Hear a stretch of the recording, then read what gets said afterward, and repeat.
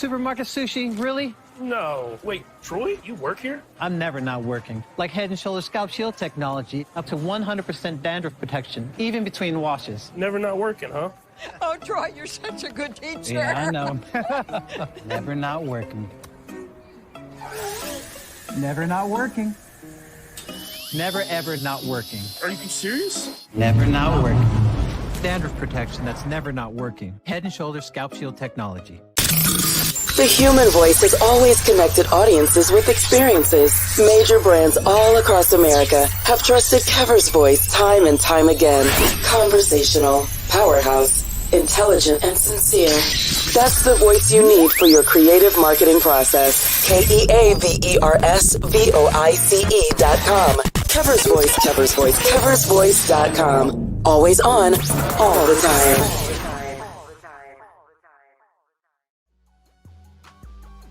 This is the Dean of the College of HBCU Sports, Kenyatta Cavill of Dr. Cavill's Inside the HBCU Sports Lab with Mike Washington and Charles Bishop.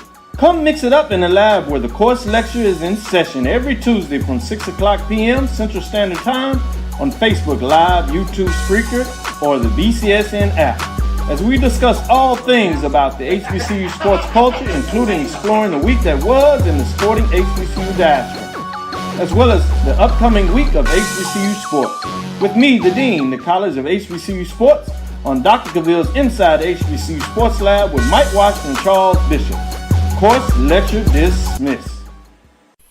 At Hampton Law, our primary goal is to provide non-traditional yet effective solutions and redefine the approach to client legal concerns. As your trusted legal advisor, we believe in sophisticated, personalized services that eliminate the confusion and complexity sometimes associated with legal matters. Our high standard for client care and concern, coupled with our extensive legal knowledge and skills, make Hampton Law a resource focused on the protection of the client's interest and overall goals. We value our clients and truly enjoy working with them. Visit thamptonlaw.com to conveniently schedule an appointment online. Tamika Hampton Esquire, 1631 Rock Springs Road, Suite 336, Apopka, Florida, 407-494-1471. thamptonlaw.com. Majesty is a premium health and wellness tea line focused on bringing delicious yet healthy tea blends to the community.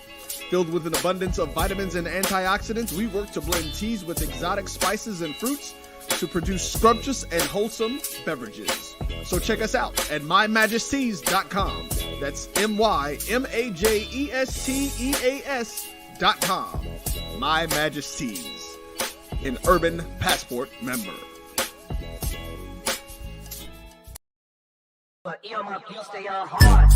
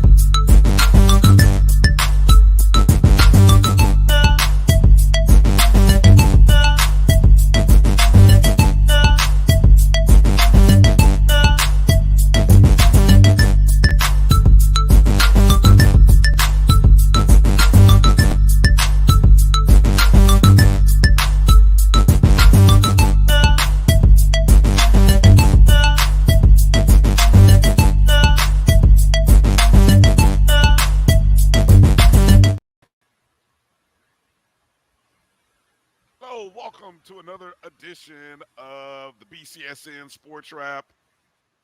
I'm Brian Fulford. That's A.D. Drew.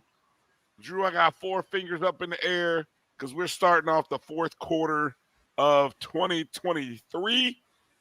Trying to get to the home stretch, baby. Get those four fingers up in the air. Let me get the... And the government's still open. Well, for now, the government's still open. If you are ready for the fourth quarter of this year, go ahead and type in the number 4 in the chat. Four fingers. Here we go. Fourth quarter starting off October 1, 2023.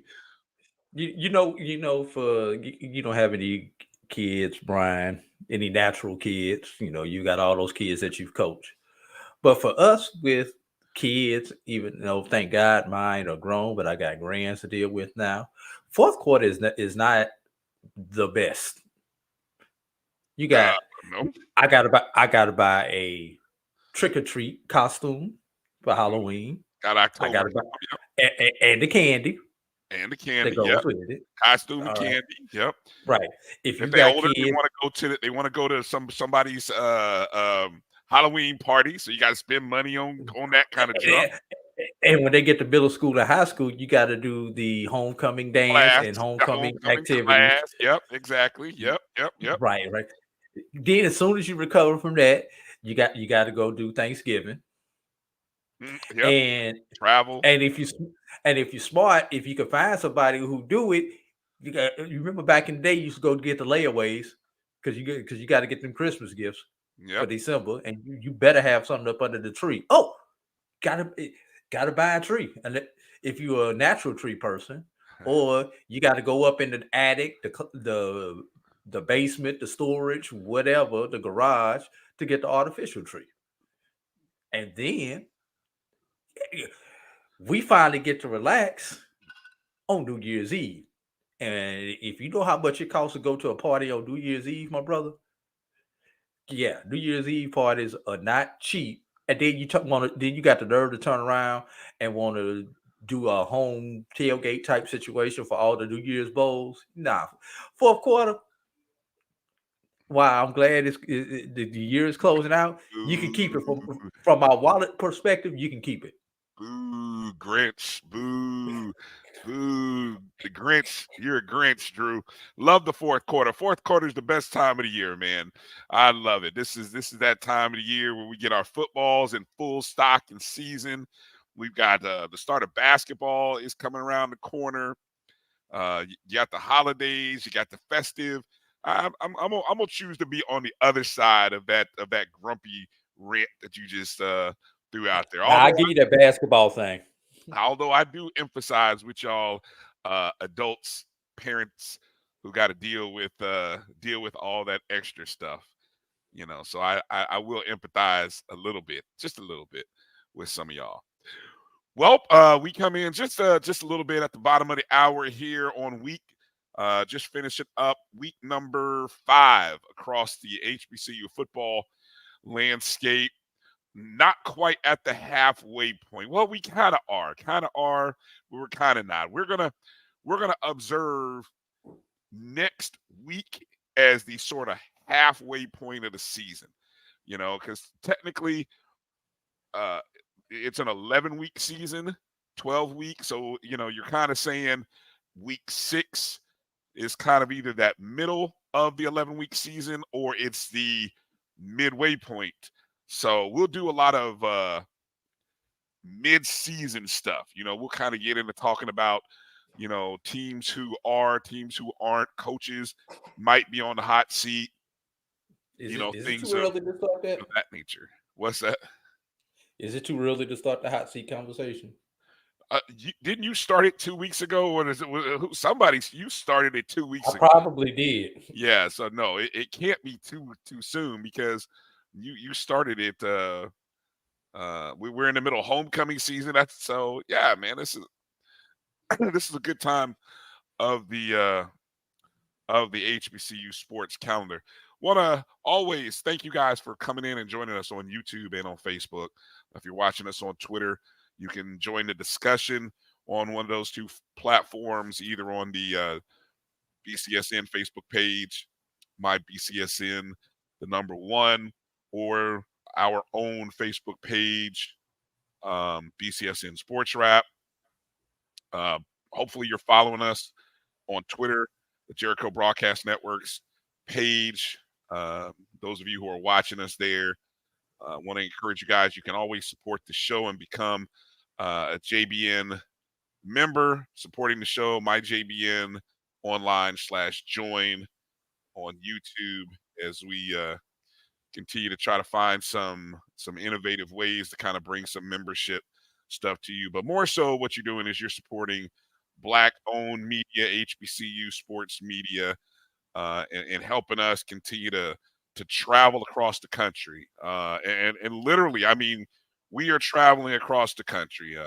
I know myself having to travel up to Savannah, Georgia, from my home base, a 4-hour drive, and then come back after the game, which, Drew, talk about a lot of time on the road. I'm thankful the car made it through, but boy, it would have been nice to go check into a hotel. That's all I'm going to say. It would have been nice. I'll trade you that for what I had to deal with last night. Yeah, I'll take what I had. I'll take what I had, and I'll put it in my pocket and be quiet. Yeah, because you did have a long journey and a deal with a rain. All I'm gonna say is that football game started in September and finished in October that I was covering yesterday. Yeah. And at least over an hour. Let me put you like this. At one point in time, Brian, we were wondering if the football game was going to end or the clubs were going to let out first. Yeah. Interesting. All right, let me go through a few shout outs before we get going here. HBCU Band Talk jumping in. Hell Wildcats. Hey, you didn't lose this weekend. So props to the Wildcats. BCU managed to not lose this weekend. That's a good thing. Whenever the Wildcats don't lose, or at least it is until the end of or middle of October or November rather. So Coach Farasi jumping in. We'll have Coach on at the about the 8:00 Eastern hour. Get a chance to talk to Coach about the games, and then a couple of interesting coaching things that are out in the Twitterverse that we'll get a chance to talk about, or we'll ask Coach his opinion on as well. Jimmy Mack jumping in. Good to see you. Hope you recovered from yesterday's game at Itabena. I'm actually sort of glad, based on the reactions that I've seen from Rattler Nation. I'm actually glad I haven't watched that game yet. So I'll be doing my analysis of that game here. But I've read enough, and I've seen the stats, and I've read enough. So I just want to put my eyes on what I saw, or what you guys saw. So Rattler Nation fit to be tied, but hey, look, remember, you got a W. We got a W. We got to win. And winning is, what do we say, Drew? Winning is what? Winning is everything.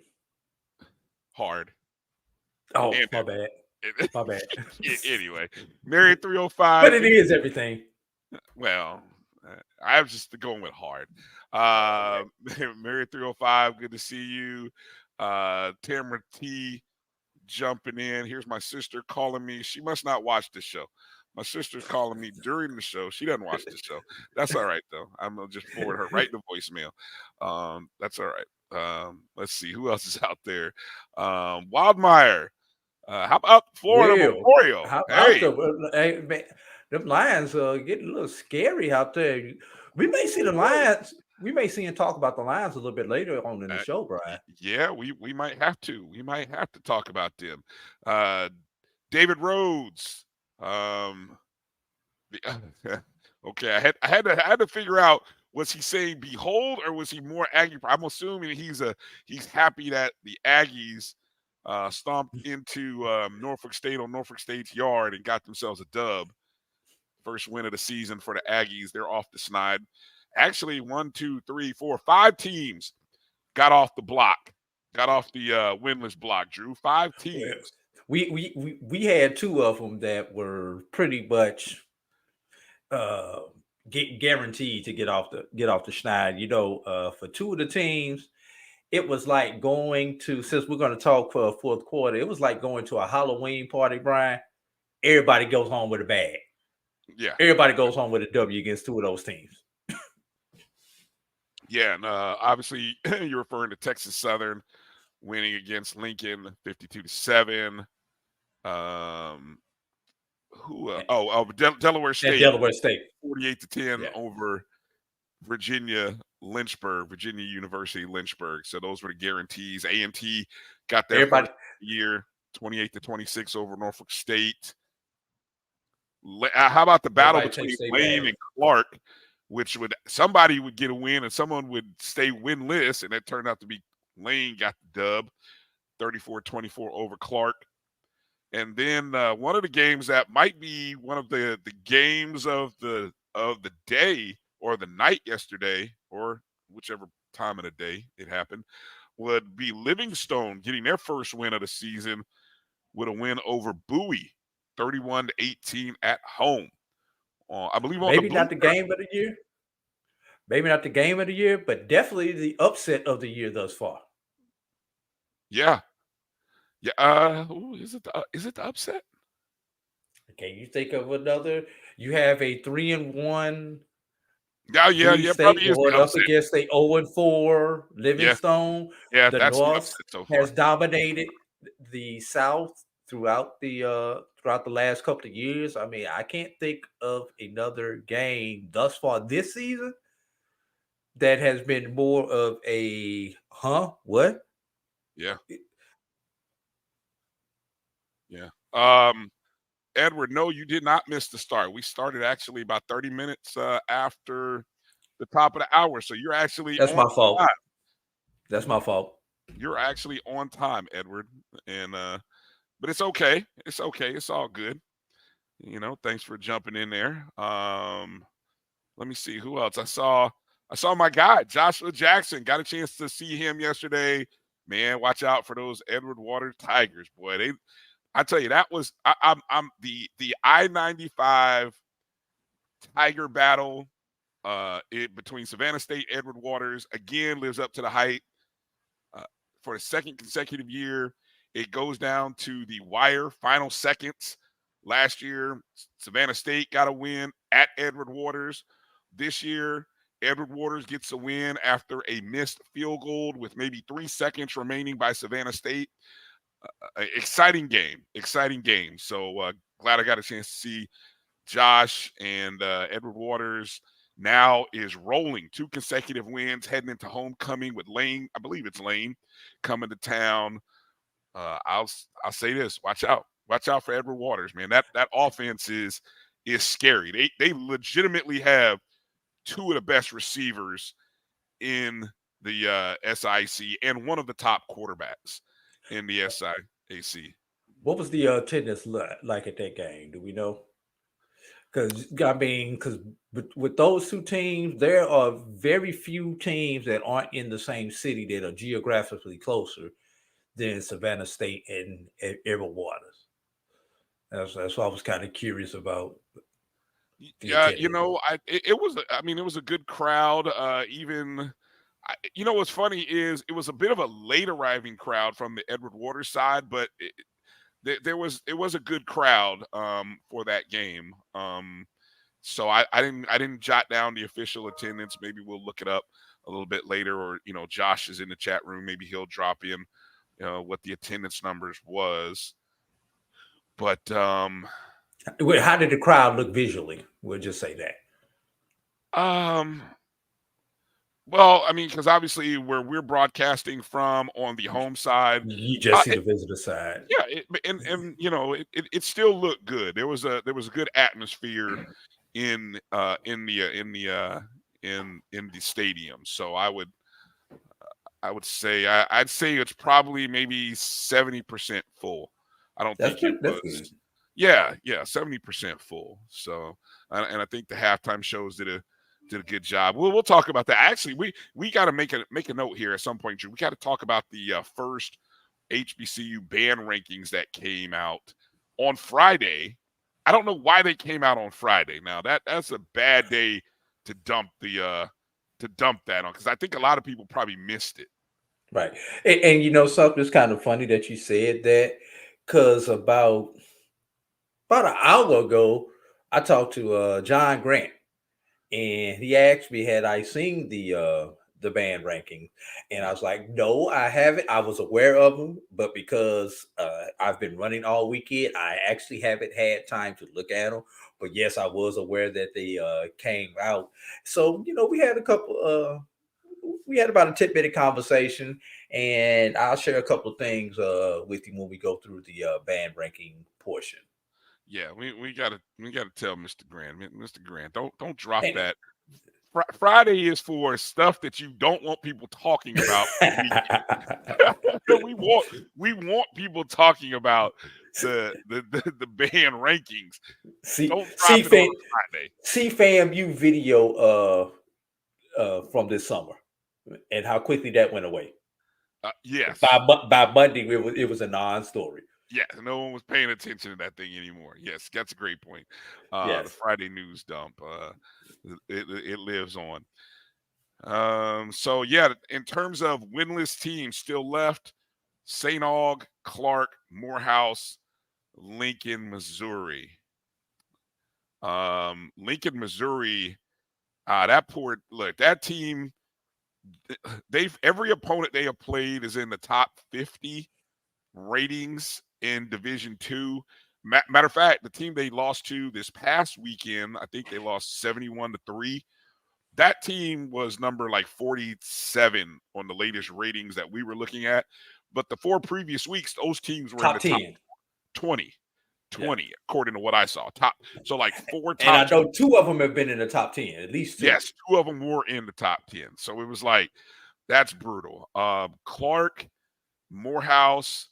Eventually, somebody's going to get a win there because they play each other. We know that's going to happen. It's just a matter, will it be that last game of the season? Who knows? And St. Aug, I tell you what, man, with the fact that Livingstone is winning, the South is not the South that we're used to. This isn't your, how do I say this? This is the last year South. This isn't the Millennium South. This isn't your last decade South, of the CIAA. This South is starting to rise. Something we don't want to see happen usually, but it is. It's rising. The South will rise. Let me stop before I catch myself. But yeah, so that'll be interesting to see what happens. On the other side of the spectrum, we have 3 unbeatens remaining. Sadly, Drew's, we kind of expected what was going to happen to Tuskegee, although I was more surprised by the score. Not necessarily the outcome that they lost to Alabama A&M, but the score, 58 unanswered. Was that what it was? That's exactly what it was. Tuskegee jumped out 3-0, and that was the last time that we heard from the Golden Tigers. Yeah, well, yeah, that's tough. But hey, the rest of the season and everything. Now the question is, though, was it you? I heard you this morning. Did you predict that they would knock off one of the 2 FCS Alabama schools? Was that your prediction, or did someone else state that? No, I did say I was mentioning the fact that all the Alabama schools play each other, except for Miles does not play Alabama A&M. But Tuskegee plays all 3 Alabama schools. Alabama State plays all 3 other Alabama schools. But Miles plays 2. And Miles plays 2 of them. And Alabama A&M plays 2. So they don't play each other. But I was mentioning the fact that looks like Miles may be in the position to possibly win the Battle of Alabama. Yeah. That'll be interesting. Yeah. Division II schools winning the state title, huh? Yeah. All right. So that leaves all Division II schools, of course. I'm sorry. No, we're down to 2. I didn't see this. Allen off the line as they got handled by Fort Valley State. So Allen handled is a good word. Yeah. What was the final? Because at one point it was 21-8. It was 49-21, I believe, was that final. Okay. And I'm going off the top of my head with that. All right. So that leaves 2. And then there were 2.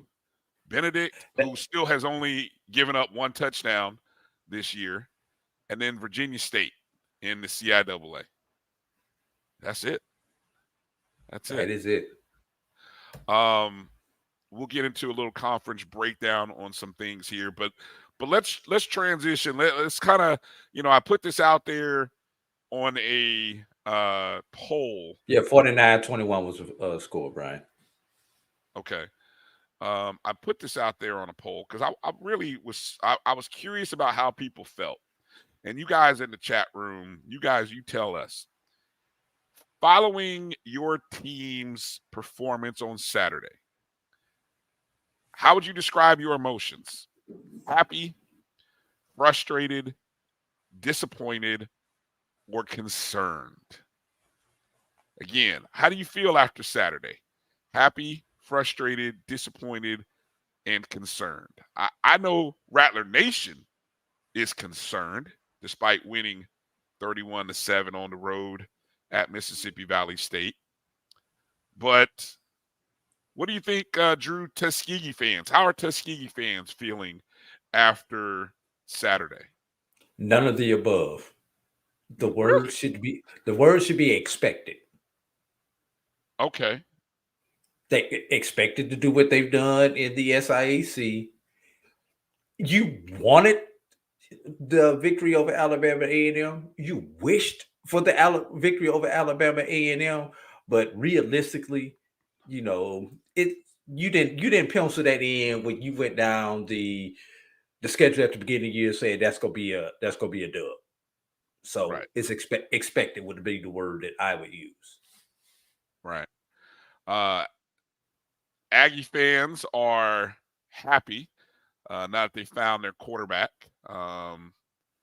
which we'll get into. I heard, it's always rare when you hear Joshua Sims giving praise to, as he calls it, the school. Was he calling the school down the highway? Down the highway. School down the highway. And so he was actually giving praise. I won't say singing praises, but giving praise to them for finding their QB. And so we'll see what happens. Again, this is where we get into how Rattler Nation feels. My guy Keith, frustrated. Jimmy Mack, concerned and frustrated. I mean, let the Rattler Nation boy fit to be tied today. AJ Niles, hopeful. Which school? What's your team, AJ? Let us know what's your school. If I'm trying to see why are you hopeful? Who's your school? A&T Roy, relieved. Yeah, you got that dub. Because realistically, if they didn't get that dub, it was going to be tough for them to find one the rest of this year with the schedule that they had. Not saying they were going to go over, but quietly, Albany State 3-0 in conference. How about a team left for dead? That brings me. You know what? Let's transition to that for a second while it came up. How about 5 teams in the SIC sitting unbeaten in conference play? Is that not going to make for a outstanding next 5 weeks? Are you talking about like every week? Get your popcorn ready and let's see how it shakes down in the SIC, because everybody's fighting for 2 spots. And then what's weird is who's going to be that dark horse? Like, can somebody, for example, like an Allen or an Edward Waters, for example, somebody who is not unbeaten but has to go through a few of these teams that are right now, that might play spoiler and find themselves sitting up there on that 2, 3, maybe even 1 line. And now I got to look at the schedule and see. Yeah, obviously that's a good breakdown. Obviously, we know the heavyweight fight this weekend is Miles Benedict. If you are especially if you're a Division II football fan, this is a light heavyweight championship fight. That's the best way to put it. But it should be the featured card.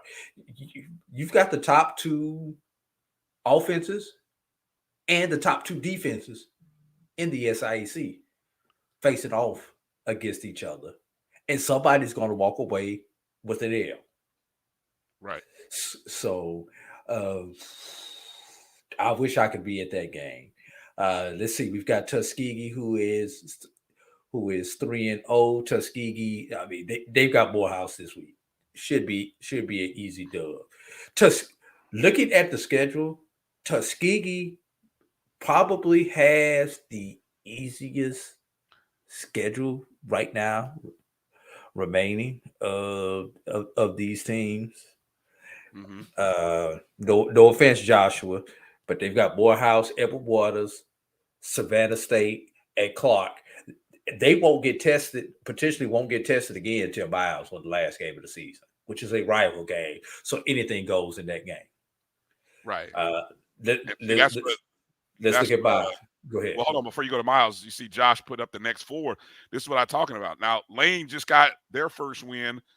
You never want to count a dub, but we're going to count a dub, especially at home for homecoming. You better get that dub. So then you're talking about Tuskegee, Albany State, and Allen. So and that's after you've already played Benedict and Fort Valley, if you're Edward Waters. Correct. So they had the toughest schedule in the SIAC, hands down. And now they seem like they're rounding into shape, or sort of like they know who they are. Like, I watched them. They run their tempo. I remember at the beginning of the year, I gave a lot of praise to Jackson State, how they ran their tempo. Yeah. Edward Waters runs their tempo like that. They were getting off plays in like 10 seconds, Drew. And I'm telling you, the 2 little water bugs they got as receivers. I tell you what, you got to be ready for this team. Do not sleep on Edward Waters down the stretch. That'll be interesting. All right. Let me quickly go through these other NO teams in the SIAC and talk about this remaining schedule.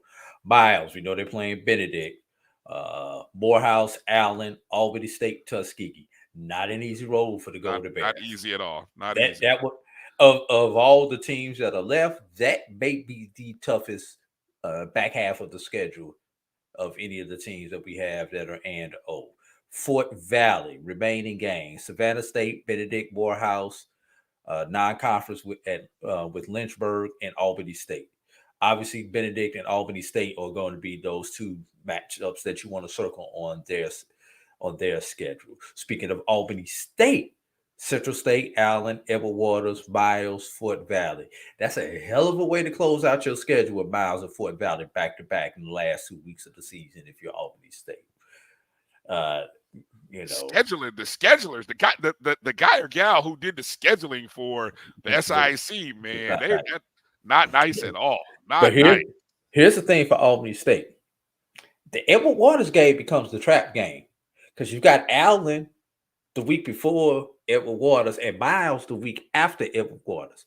Chance for Edward Waters to sneak in and get one right there. Because that's a trap game for Albany State if they're not paying attention. And did I hit everybody? No, Benedict, yeah. Miles, Fort Valley, Kentucky State, Savannah State, and Allen in a rival game. So put it like this. Here's what I think. Honest opinion. Of the 5 remaining games, everybody has at least 3 against the top 5 teams. Doesn't it sound that way? No, you're shaking your head. Who does not have a matchup against the top 5? Obviously, well, let me Tuskegee has the easiest schedule. I'm including Allen because they're sitting right off the 5 line. They're sitting there at number 6. So okay. Hold on. Wait, Allen. Okay. Yeah. Allen sits at 2-1 in conference play. Yes, I know Edward Waters is 2-2. So let's just say, okay, so who doesn't have at least 3 games against one of those next 5 opponents? Tuskegee. Really? Which is why I picked Tuskegee initially to be in the championship game simply because of their schedule. Once again, Morehouse, Edward Waters, Savannah State, Clark Atlanta, Miles. If you go right now by conference standings, Miles is the only game that they play with somebody who could be considered in the upper half of the conference. Who's unbeaten right now. And who happens to be unbeaten. Yeah, Tuskegee and they don't play Fort Valley. Well, they've already played Fort Valley didn't count. Oh, wow. That was a non-conference. Okay, so that one didn't count, and so that leaves you don't have Benedict on the schedule this year. No. Wow. Okay. I mean, I'm Tuskegee's not healthy right now, and they're still undefeated in the conference. Tuskegee remains where they are and gets healthy. There's no way Tuskegee is not one of the 2 representatives in the SIAC championship game. Look at Drew. No, I'm just saying it's just going to depend on if they can get their key players back or not lose any additional players from where they are right now.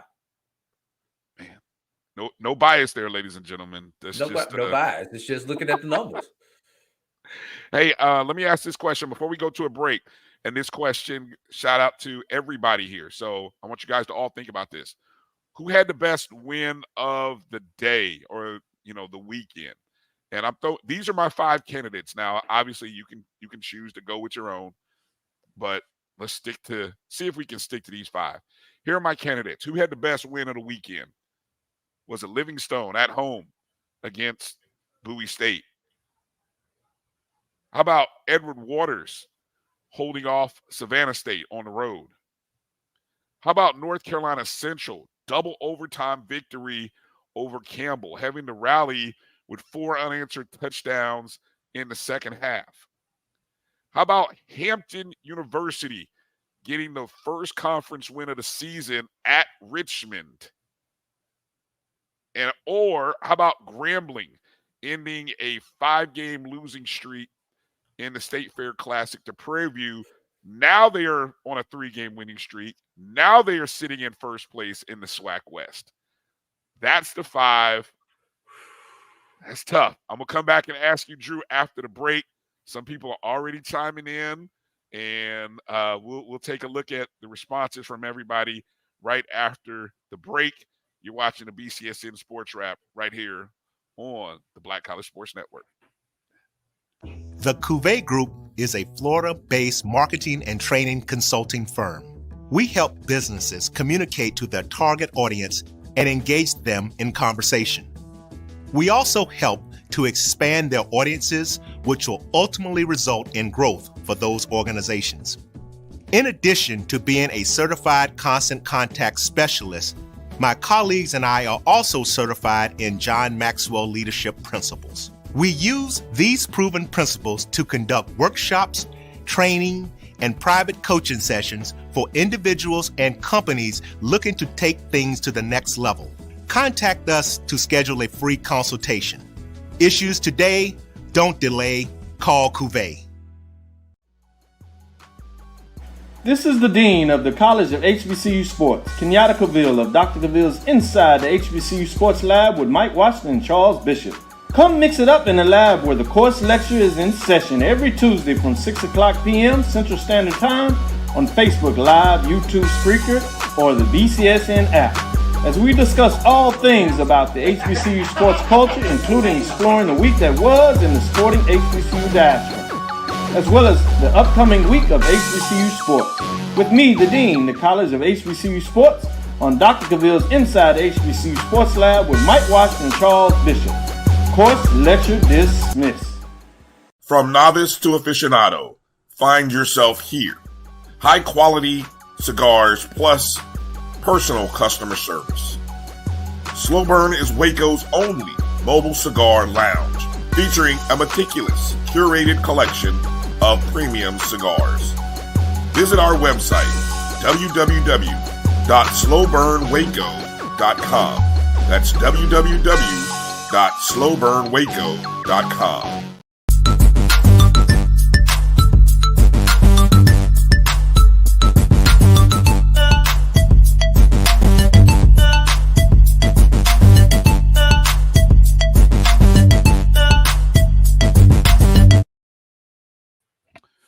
Okay, welcome back to the BCSN Sports Wrap. Bryan Fulford, A.D. Drew here. I want to ask, let me re-engage you guys with that question here coming out of the break, Drew. Best win from the weekend, my 5 candidates. You got Livingstone, 31-28 over Bowie. Edward Waters with a 26-25 road win at Savannah State. North Carolina Central, double overtime home win over Campbell. Hampton on the road beating Richmond. Or Grambling, ending a 5-game losing streak to Prairie View in the State Fair Classic.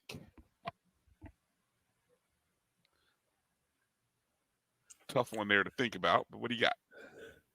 Central would have to be the best win when you consider the fact they were down, I believe, was it 21, if I recall right, 35-14, if my memory serves me correct, to come back. Yes, because touchdowns and took the lead. Force overtime. Yeah, I think that would be number one. The most shocking would be the Livingstone game, Livingstone Bowie State.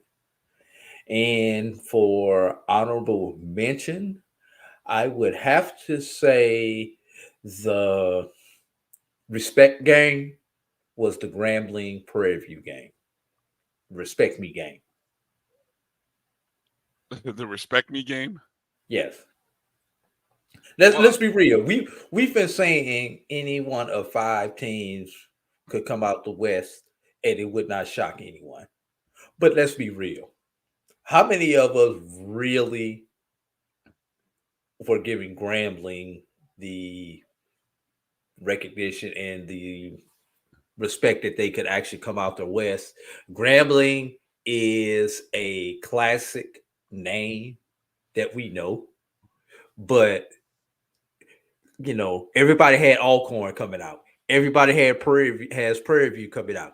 Everyone has Southern coming out. How many people truly picked Grambling? It wouldn't shock people if Grambling came out, but most people did not truly pick Grambling. Grambling now says, "Give me my respect." That's what that State Fair Classic victory meant.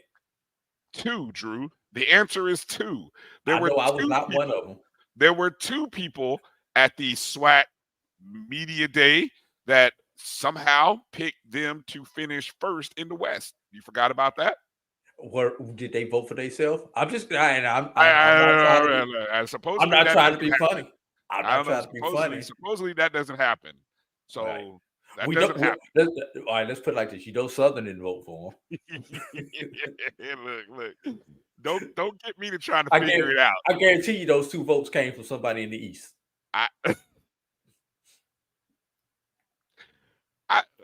You know what? Who knows? It could have been 2 people from the East. Who knows? I know there were only 2 schools that didn't get a vote in Look and see who Grambling does not have on their schedule. Those will probably be your candidates of the people who voted for them. Yeah, so I know they don't have FAMU this year, so maybe one came from FAMU. Maybe Josh voted for them. I gotta go. I'm gonna tell you what. I'm gonna go. And like I said, I was there. I watched the Edward Waters win. I'm aware of the significance, or maybe I'm not. Maybe I'm not giving it real credit to Livingstone. Is it Livingston or Livingstone? I always feel like Livingstone. What is their historical record? Like when you go and look at Livingstone and their record, I mean, the fact that the fact that they did that on the blue turf at their home field. I mean, look, this isn't Damon Wilson's Bowie State, but still, they're a respectable program. They're still they're still a good team by most accounts, right? There's a lot of respect still there, a lot of players. I just think the history. People picked them to come out the North. People did pick them to come out the North, exactly. So that's my 1A, and my number 2 is Hampton over Richmond, because again, predictions were that Hampton was going to be the worst, dead last in the Cologne. I don't even know what the CAA. I'm not even going to get into it. I heard Continental. And so, what Josh called it, the Colonel. CAA, I'm CAA, right? And I keep telling you, after watching Hampton, what they do running the ball, that quarterback that they have at Hampton, and again, the one loss to Norfolk State statistically shouldn't have been a loss. And look at the fact that you see A&T beat Norfolk State, I bet Hampton's kicking themselves that they lost that game. I don't know what the rest of the season's going to turn out for Hampton, and maybe they can keep it going. But they looked the part. They looked the part. You know, when you talk about who has dudes at the quarterback position, guys that can just get it done. Hampton's got that, and so I don't, you know, that's going to be my number 2. I just think, look, so I know who else beat Richmond this year. Someone else beat Richmond. Help me out. I wrote it. I was looking at the MEAC. So I saw someone say in the post that Richmond, was it Howard who beat Richmond? Yeah, I believe so. Morgan. Thank you, Dave. Morgan beat Richmond. So, you know, and Morgan was a minute away from beating an FCS team. So, look, for Morgan's only victory. Yes, I get it. It's their only, but still, I mean, let's just wait to see where Hampton goes from here, because I think that's a legit squad. I don't think they're going to be pushed over going the rest of the season, in my opinion. Hey, Brian. Yeah, I do want to step back on that Savannah State Edward Waters victory. Let's think back. One class, 2019. You have a Savannah State who's transitioning from FCS, and Edward Waters who's beginning the process to transition from NAIA to Division II. Right. And these paths have crossed a couple of times, but these paths crossed this time. So is that saying Edward Waters is doing this while Savannah State is doing this, Brian, because of that in one class?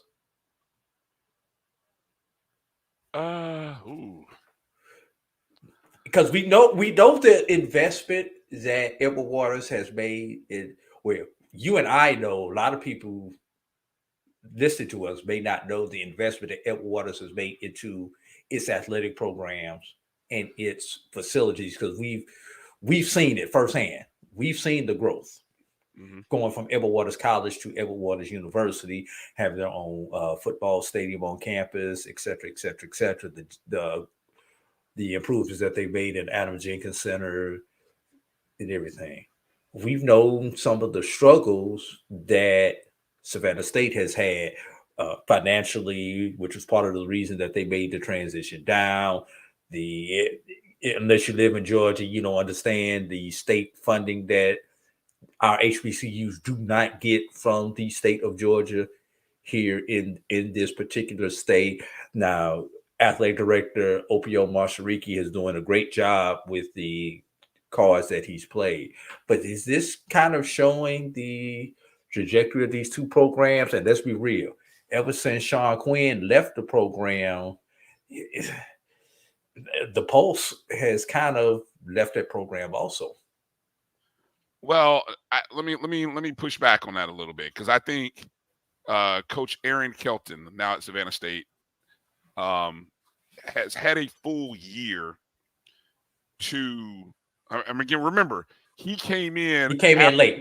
He came in after spring, very late, very late. So the fact that which kind of goes back to what I was saying with the hurdles that some of these state schools have to deal with in Georgia. Anyway, let me I mean, look, I don't know the correlation between. You probably more aware of the correlation financially than me, so I'm not going to speak to that.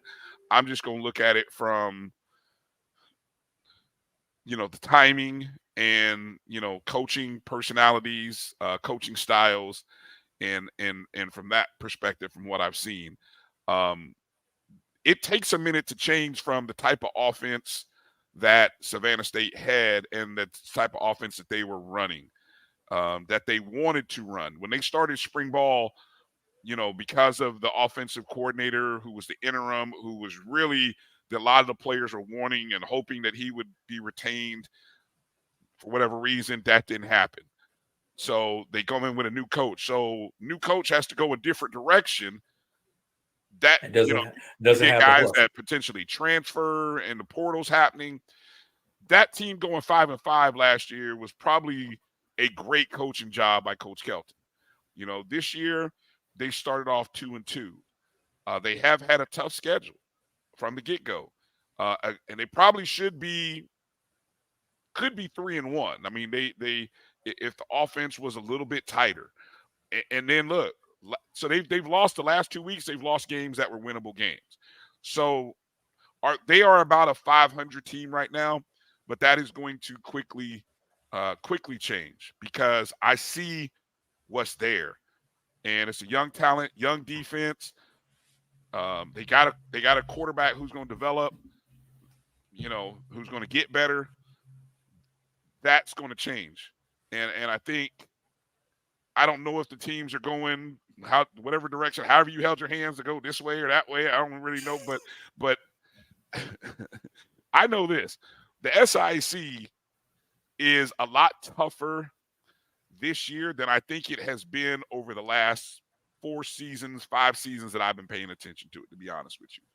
I mean, obviously, look at what we have. Teams, again, Savannah State, Edward Waters, Allen University, 3 of your newest teams in the last, 5-10 years, yes? All 3 of them are sitting in the middle of the pack with 2 conference wins and are challenging. They're competitive against the top 5 teams who are all unbeaten, which is another thing I think is impressive, the fact that you have 5 unbeatens.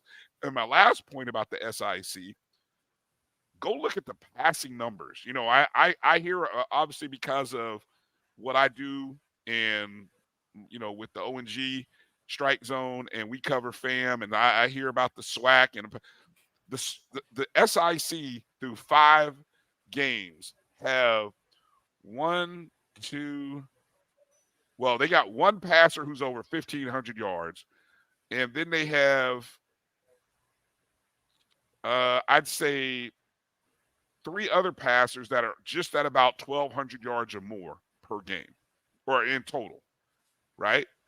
And this conference, that was not this conference 4 years ago.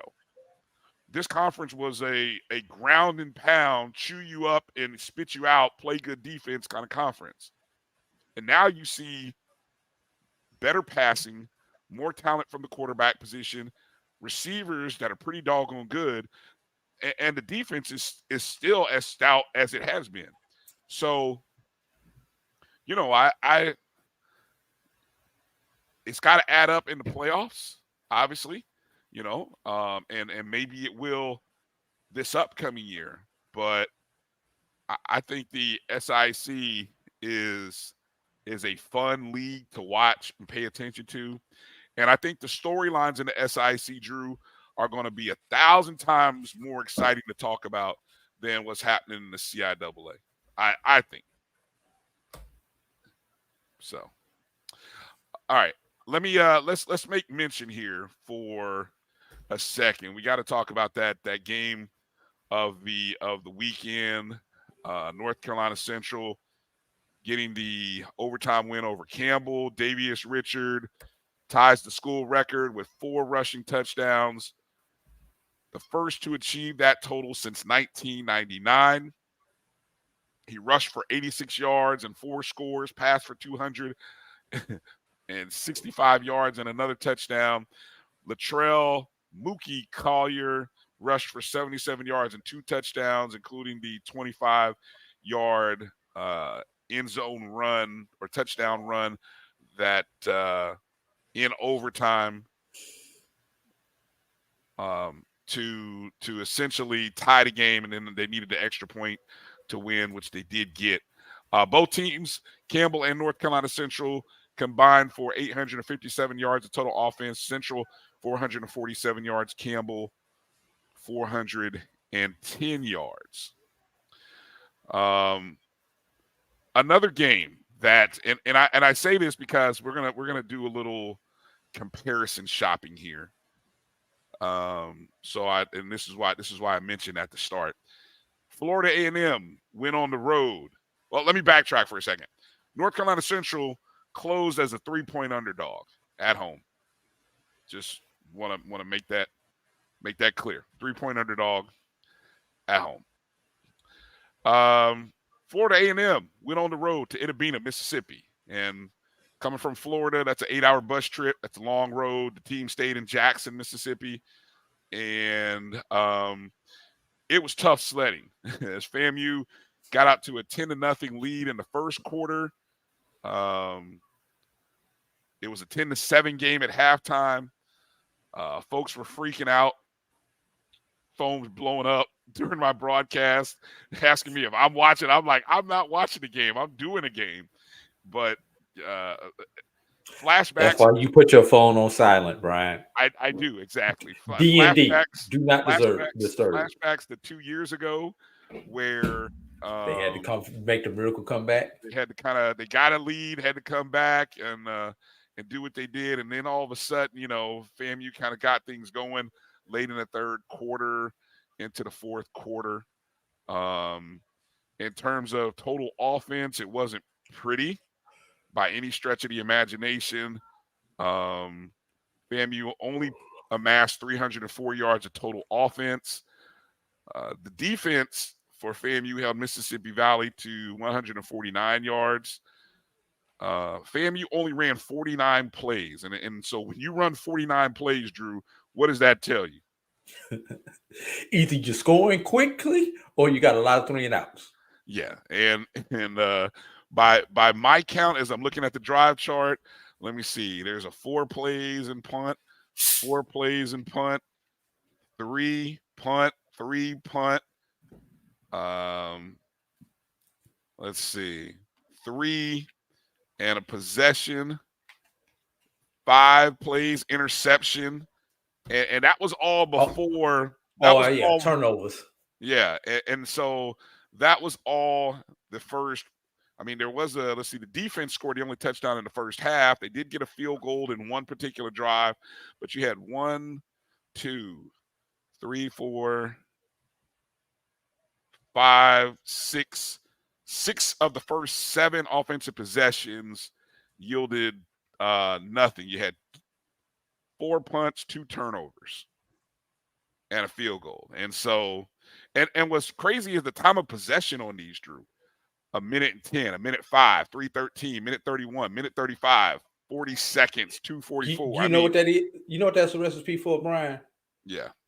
It's a recipe for an upset because your defense is on the field for too doggone long. And now here's the question, because I don't have the drive chart in front of me. Yeah. What was Valley's time of possession after all those 3 and outs? Just out of curiosity. Well, it's funny you asked that because Valley's possessions were about just as bad. And this is why they were. They really were. They had, yes, they were. There was a 3-possession drive in 1 minute 40. Then, of course, they actually fumbled, which ended up being a FAMU touchdown. Defense scored. That was the 3 plays, 51 seconds. Then you had a Valley 3 plays, -1 yards in 1 minute 46, punt. 3 plays, -1 and 2:34 punt. Valley out on downs, 12 plays, 72-yard drive. That's the drive that probably killed them. That was the longest drive they had. That was 8:14. Valley's game, and again, I'm full disclosure, didn't watch it yet. I'm looking at the stat chart here. And I know you guys, Rattler Nation, who are in the feeds, are making you relive something that's real miserable. But the defense showed up and held on until what? You finally started kicking in the wins. So FAMU wins by 24 points. They were a 27-point favorite when the line opened. It was 30.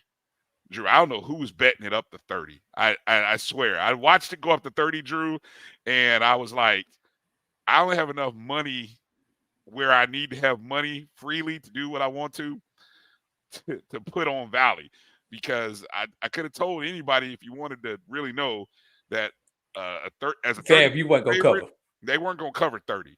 That's just not in the makeup. Wait a minute. They didn't cover at home the week before.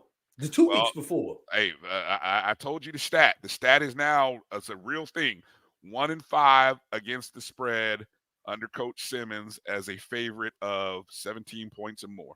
That's 1. And 3 of those 5 losses against the spread are all to Valley. So if anything Valley does to FAMU, it the line gets set high, Valley finds a way to cover. I don't know if Valley does that to anyone else in the SWAC. That might be a great analytic thing I'm gonna have to go look up. I may share that with you next week. I'm gonna go look at Valley against the spread, because I know they catch a lot of double-digit spreads, and I'm just kind of curious who they cover against and who they don't cover against. So I just thought I'd put that out there. And then the other team, how about Hampton? 3-1, 1-0 in the conference against Richmond. At Richmond, they were an 11-point underdog, right? 497 yards of total offense. That's what they do. I told you, Hampton, they rack up yards. They just do. A very even ball game. 256 in the air, 241 on the ground, 27 first downs in the ball game. 34 minutes time of possession. I wanted to go real quick here to the individuals. And yeah, Chris Zealous, 24-34 passing, 256, 1 touchdown, 1 INT. Elijah Butts, 115 net yards. Elijah Burris, 115 net. Darren Butts, 67 net yards. And then Chris Zealous ran for 60 net yards and scored 2 times. That's why I'm telling you, Chris Zealous, pay attention to that name. So, Drew, 3 teams. Everyone has sort of, in most people's polls, voted either North Carolina Central or Florida A&M, 1, 2. In our polls last week, Hampton, where was Hampton last week? In the hunt. I know in one particular Hampton was just poll, outside. I think in somebody's poll that I'm a voter for, I voted Hampton a top 4 team. Let me ask this question of you. If you're voting, if you have a poll, well, you are a poll member. So let me ask you then. 1, 2, and 3. How are you ranking today after 5 weeks of the football season? Florida A&M, Central, and Hampton. And I'm not just asking you based on the season, but I think all of them have had good seasons. But as you think about what they just did this past week, who was more impressive, and how are you ranking them going into this week? Yeah. And for you guys out there, FAMU at 3. I'll go in reverse order. FAMU at 3. Okay. Struggled against the Valley team they should not have struggled against. Was the line too high, Drew? Be honest. Was the line too high? It's not even about the line. Okay. It's about the struggle on the field. Okay. That's fair. Valley there are 128 teams in FCS. Valley is 128 of 128. Amen. I got you. You're right. FAMU, depending on what poll, what rating system, whatever, you're in the top quadrant. Minimum. I don't care which rating system or poll you look at. You are in the top quadrant of all those teams. And I'm talking about in FCS, not just HBCU. And you struggled against the worst team. You laid an egg. I don't know if this was a trap game where FAMU was looking ahead to Southern this upcoming weekend or what. But it was not impressive. So FAMU is 3. At 2,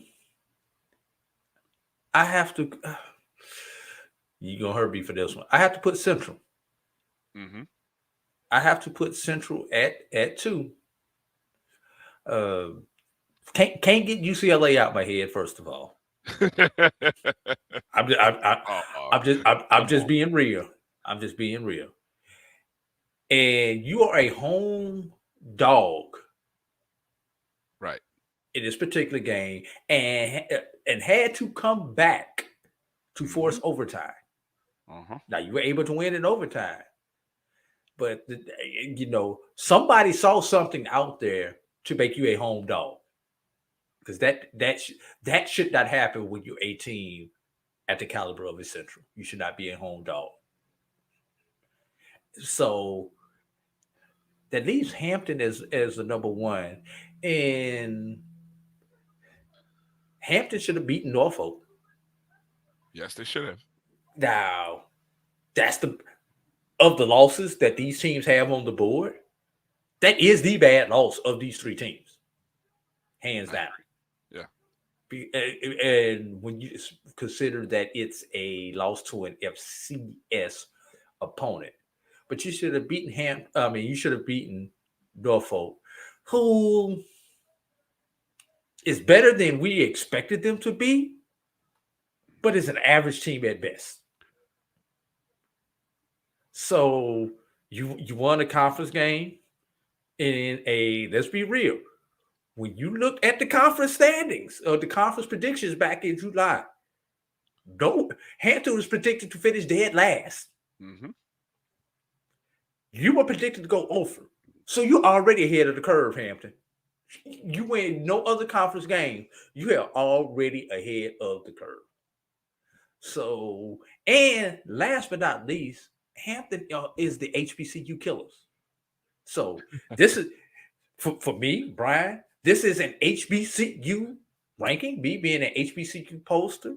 I have to give the HBCU killers their props in an HBCU ranking that I am going to do. Just to give you some metric and some numbers, I charted what the analytic rating system from Massey Ratings thought of every game before the season started. Okay. Hampton had a 4% chance, according to Massey, of beating Richmond. This was before the season even started. Okay. Last week, coming out of after week 4, I just went back and looked again just to say, okay, what do the numbers say? Have they updated at all? It did update for Hampton.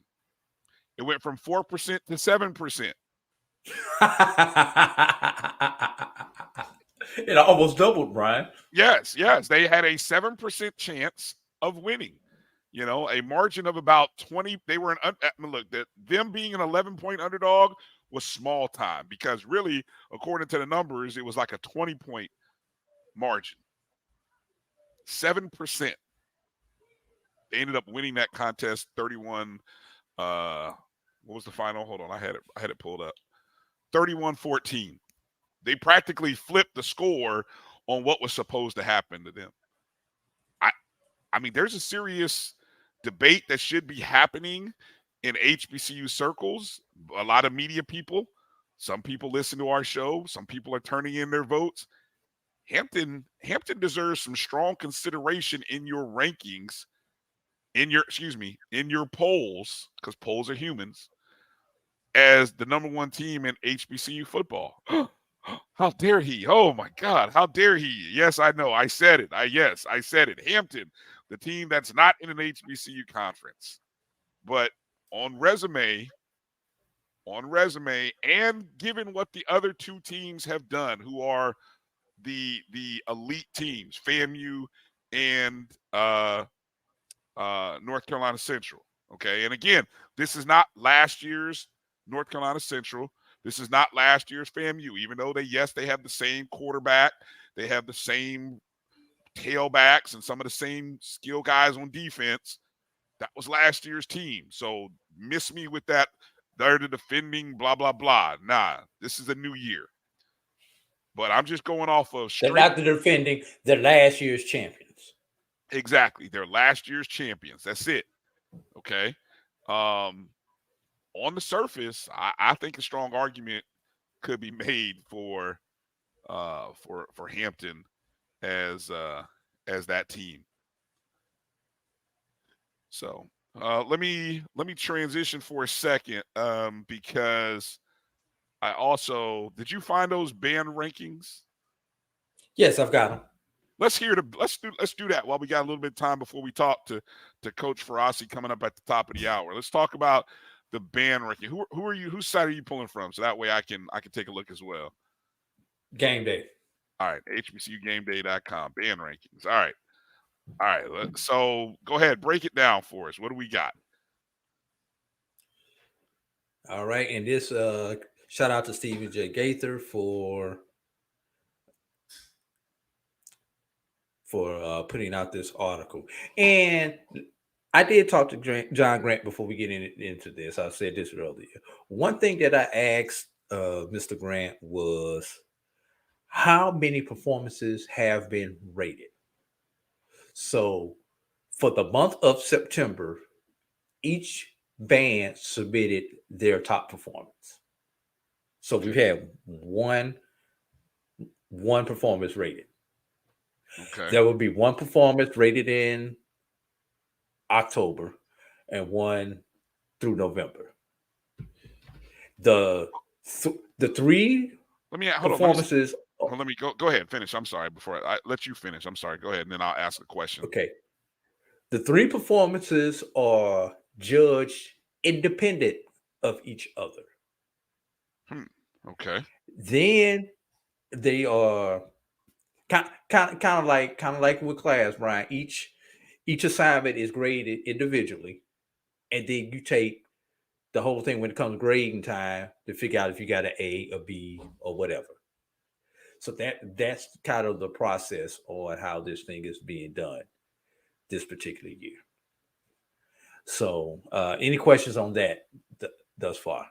So I know he had said at the beginning, he being Mr. Grant, he had said that they wanted to sort of be completed or have the rank or have these ratings completed by mid-November. So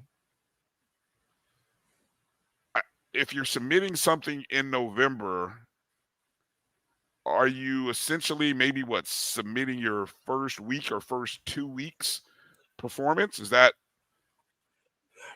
probably? And I'm just guessing because I did not ask that question. That's a good question. Probably, I would say maybe around Division II championship games to kind of cut it off for everybody, which is the second week of November. I do remember him saying I don't know if it was our interview or the interview it was in one of the interviews we had on the Black College Sports Network, that he said that the things such as Bayou would not be included, Turkey Day would not be included, and I'm not 100% sure whether those end of the year classes like the Florida Classic, the Soul Bowl, all those classics, the third week, were they going to be included or not? That was what I do not remember. I don't think they are. I think the idea is because you want to give teams enough people time to make their arrangements. Right. I was under the impression he wanted to have the announcement done before the week of Thanksgiving, which is that week heading into the Bayou.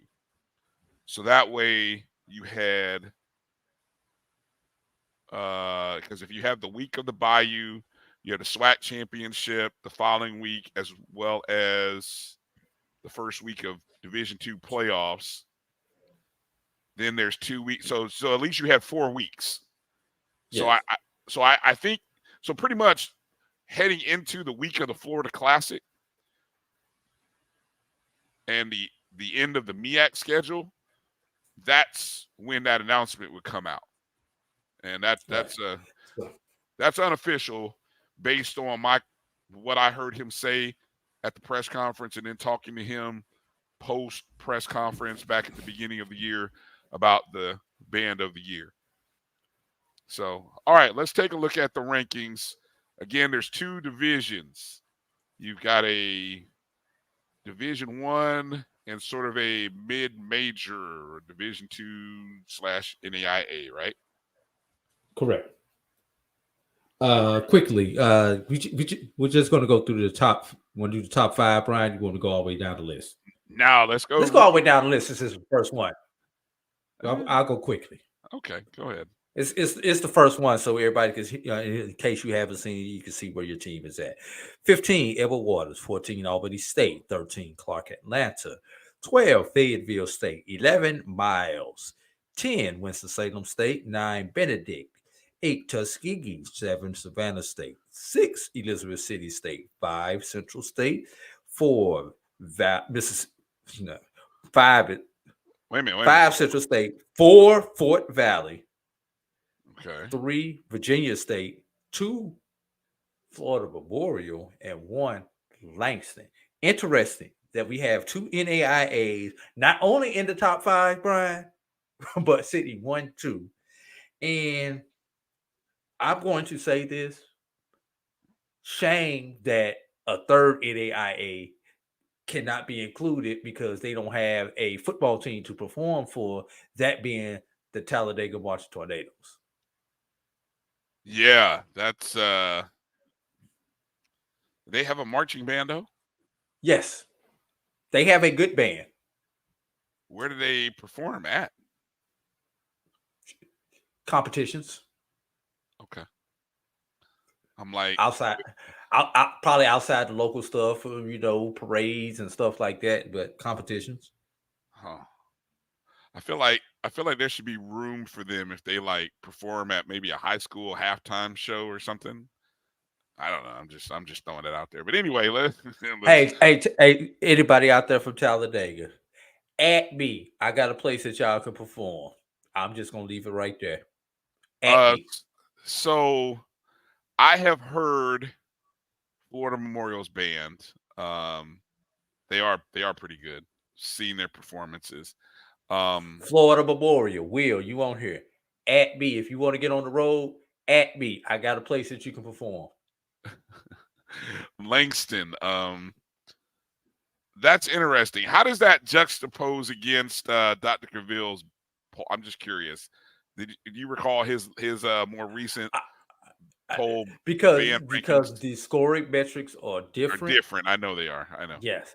Who was his mid-major? Who was his mid-major number? Benedict is his mid-major number 1. I do know that. And on this, Benedict is number 9.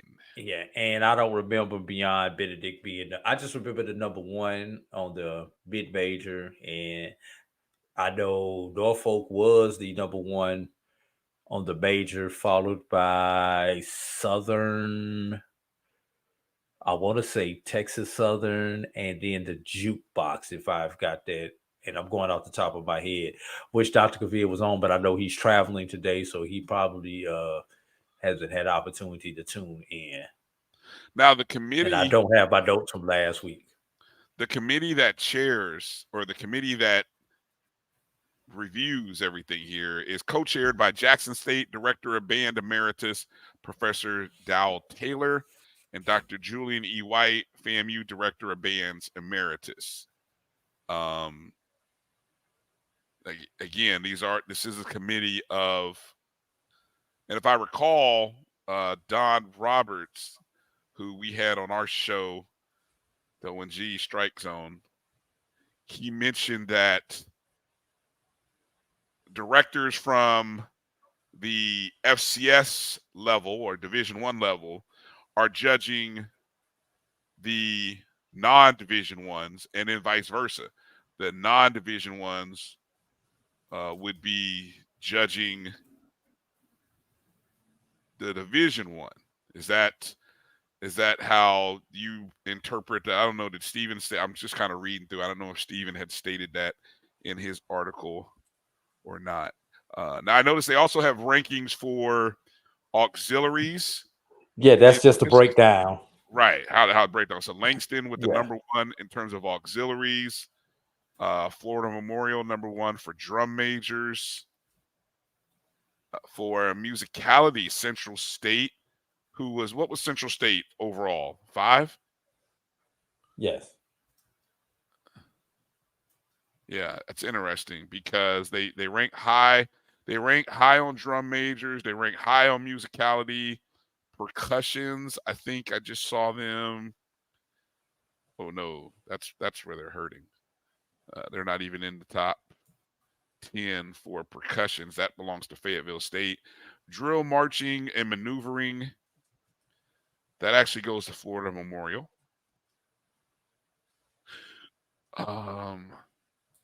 So it says in the article, the next update will come in late October. So when you say they are independent, so whatever these teams are doing, so you could theoretically see, I'm just going to say Benedict because they're number 9 in this ranking, but we know they're high in Dr. Cavill's rankings.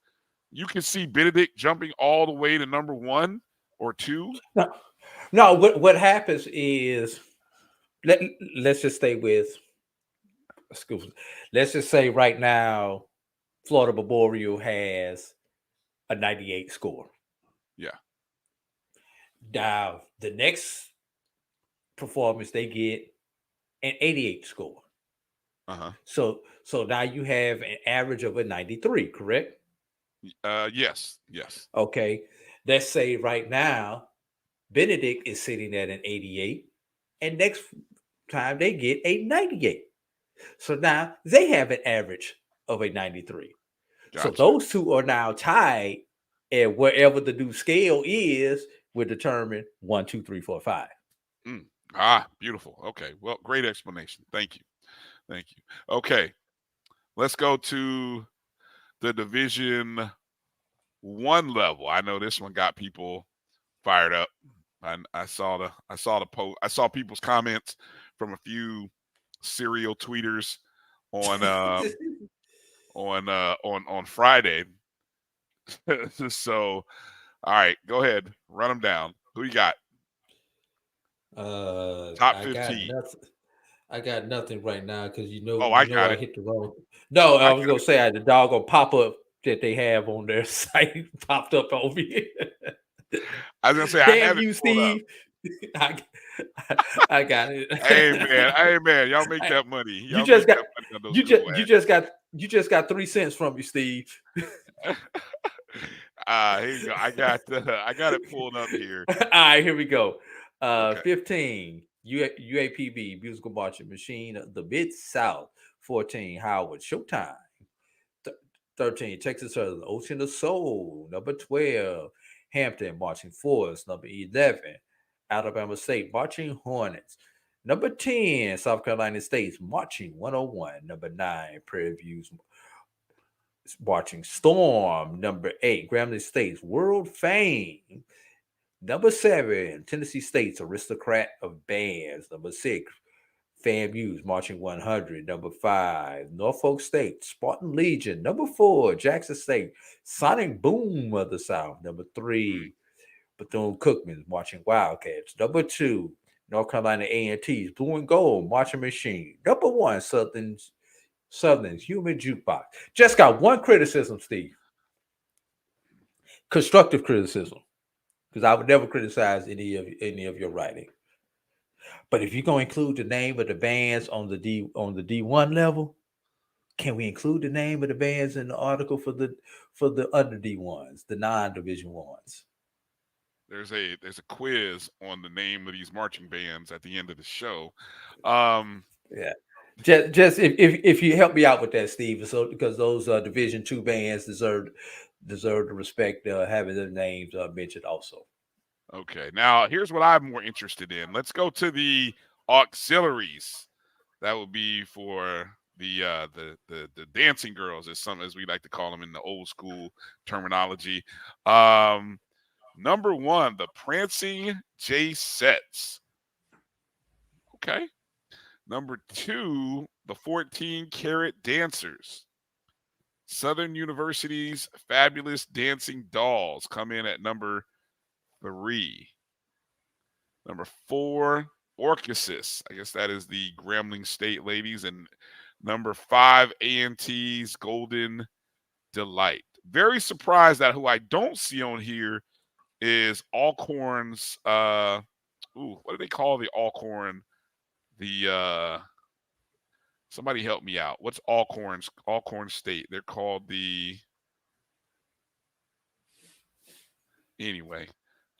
Golden something. But anyway, that's the auxiliaries. Dave, what did I shake my head on? I don't know. Did I shake my head? I don't know. I was just as a twitch. Yeah. Don't pay attention to me. I'm gonna be honest with you, Brian. Yeah. The one that's kind of shocked me that's so low are the Stingettes. I'm gonna tell you what, the Stingettes are overshadowed by the honeybees. Can I honestly tell you? I don't even like the Stingettes performed at the last game at Bragg. That's not who everyone was talking about. Even before I didn't even know who the Stingettes were. Because everyone was talking about the honeybees. And if you know, you know. So so good for the Stingettes for making it. And I wonder, should the honeybees have a spot on here? Why are the honeybees even being considered? You know what I'm saying? Right. Yeah. Big drum major showdown coming up this weekend as I may have read that wrong. Bethune is 1, FAMU 2. I thought I saw Southern as 1. Nope. Okay, so Bethune is 1, FAMU's 2. That must be a misprint. But anyway, musicality. Musicality. Let's see. Who's number 1 on musicality? I'm gonna make sure I'm on the right page. Southern? Really? Hey, tell Drew to take that phone off speaker. You hear that? Yeah, I can hear it. Yeah, that's Lil Drew. Yeah, what up, Little Drew? Musicality, come on now. You telling me there's distinct boom and box bias. That will get, hold on, I don't know. Will it get settled this weekend? I don't know where the Marching 100 traveling these days. If they even traveling at all. Yeah, well, that won't get resolved this weekend. So you know what? I'm gonna shut my mouth. Let me see. Percussion. A&T, really? Okay, A&T. Look at y'all. Followed by Bethune. Okay. What else? Drill, marching, maneuvering. Man.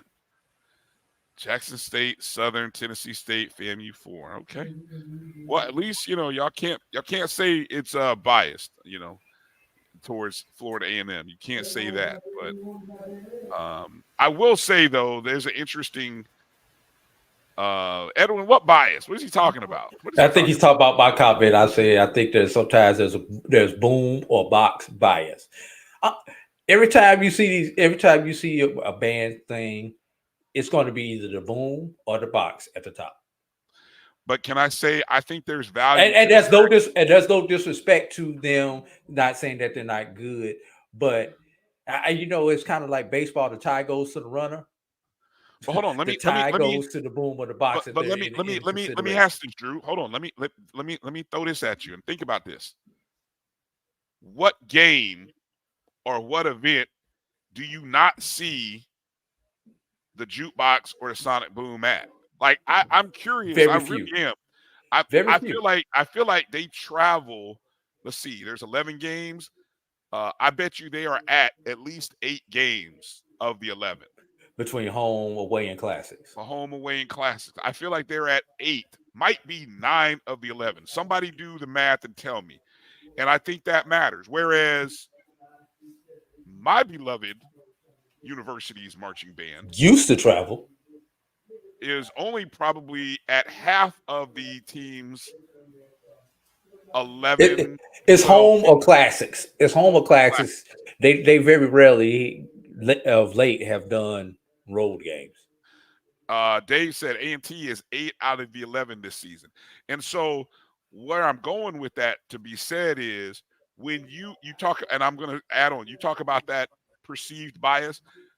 Well, when you're everywhere, people can actually form a liking, an allegiance. You form that reputation because you're everywhere. You're at every game. You're in the stand. You're playing. So you're saying that bias is justified? I don't know if bias is the right word because bias may not be the right word. It's the visibility.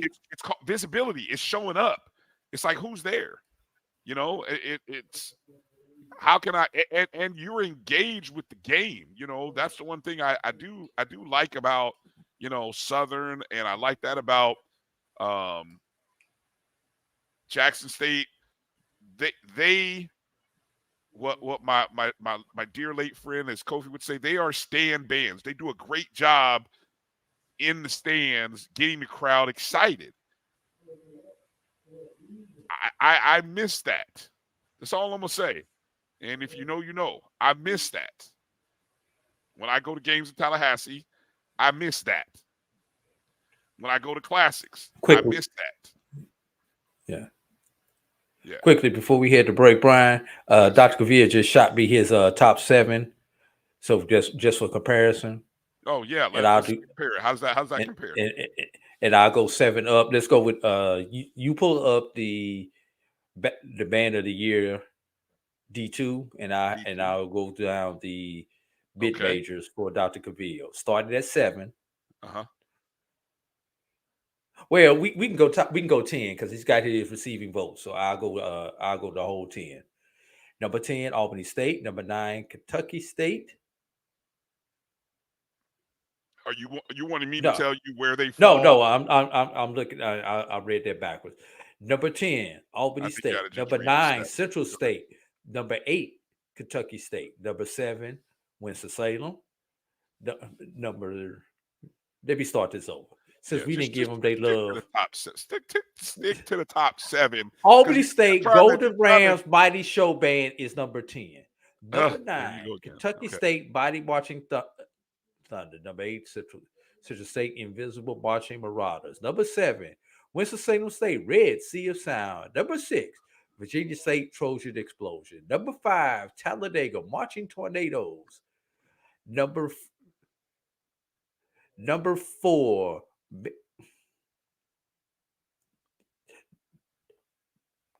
What? I just closed out the all right, number 4, Clark Atlanta, Mighty Marching Panther Band. Number 3, Miles, Purple Marching Machine. Number 2, Langston, Marching Pride, and I believe Langston is number 2 in both polls. And number 1, Benedict Marching Band of Distinction. Okay, and the mid major, Dr. Gavillo has he texted me.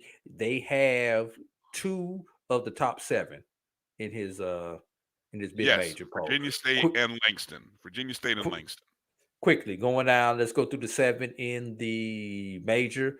Number 7, Tennessee State. Number 6, Bethune-Cookman. Number 5, Jackson State. Number 4, Mississippi Valley State. Number 3, Texas Southern. Number 2, Southern. And number 1, Norfolk. I will say this, Brian. I think of those 7, Texas Southern may be the most underrated of the 7 that I just read. Yeah, I just noticed that because what you had Texas Southern, what number were they on Doc's poll? 4. Yeah, they're 3. They're 3. So we're talking about a 10 spot difference. Yeah. Was A&T even on Doc's top 7? I heard Southern receiving votes. Okay, I heard Southern there. FAM receive Howard, A&T, and FAM are receiving votes. What is Southern? The box was 2. And I didn't hear Bethune-Cookman. 6. Okay, so a +3, and Jackson is what? I think everybody but Valley. So who is number 1 again on Doc's? Norfolk. Okay. Well, interesting. But Doc's is based on matchups. So if you don't travel, Doc gives you no love. Break time, Brian. Let's get ready to talk to Coach. Gotcha. All right. What is that Edwin's talking about? The Boone travels to games that are visible. Southern goes to practically all games. Yeah. They only missed FAMU last year, the last road game. Okay. Well, I give you that. Hey, look, I think visibility matters intensely. Okay, let's step away for a quick second. Come back. We got Coach Farasi Norman joining us. We're going to talk about a couple of games from the past weekend, as well as a couple of coaching things that we'll throw at him. So you guys hang in there for a short break. We'll be back in just a moment. You're watching the BCSN Sports Wrap right here on the Black College Sports Network. The Cuvée Group is a Florida-based marketing and training consulting firm.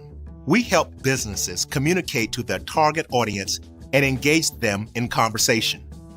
We also help to expand their audiences, which will ultimately result in growth for those organizations. In addition to being a certified constant contact specialist, my colleagues and I are also certified in John Maxwell Leadership Principles. We use these proven principles to conduct workshops, training, and private coaching sessions for individuals and companies looking to take things to the next level. Contact us to schedule a free consultation. Issues today, don't delay, call Cuvée. This is the Dean of the College of HBCU Sports, Kenyatta Cavill of Dr. Cavill's Inside the HBCU Sports Lab with Mike Washington and Charles Bishop.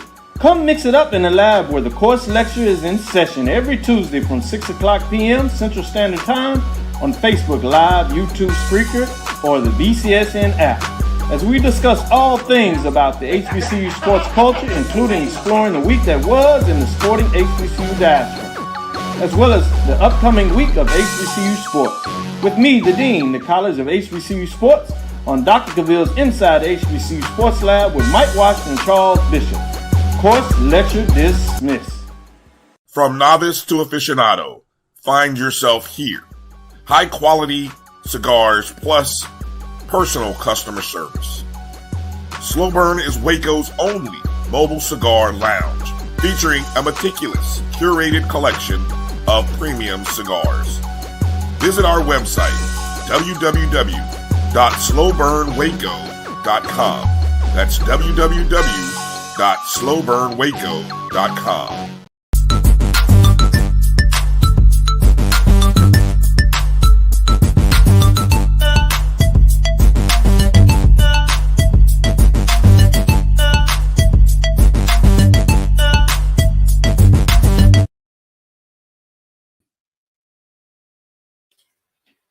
All right, welcome back to the BCSN Sports Wrap. Bryan A.D. And it's the birthday man himself. Birthday man, Coach Farasi Norman. Coach, let's make sure we got you. How you doing? You're on mute. Hit that mute button down there.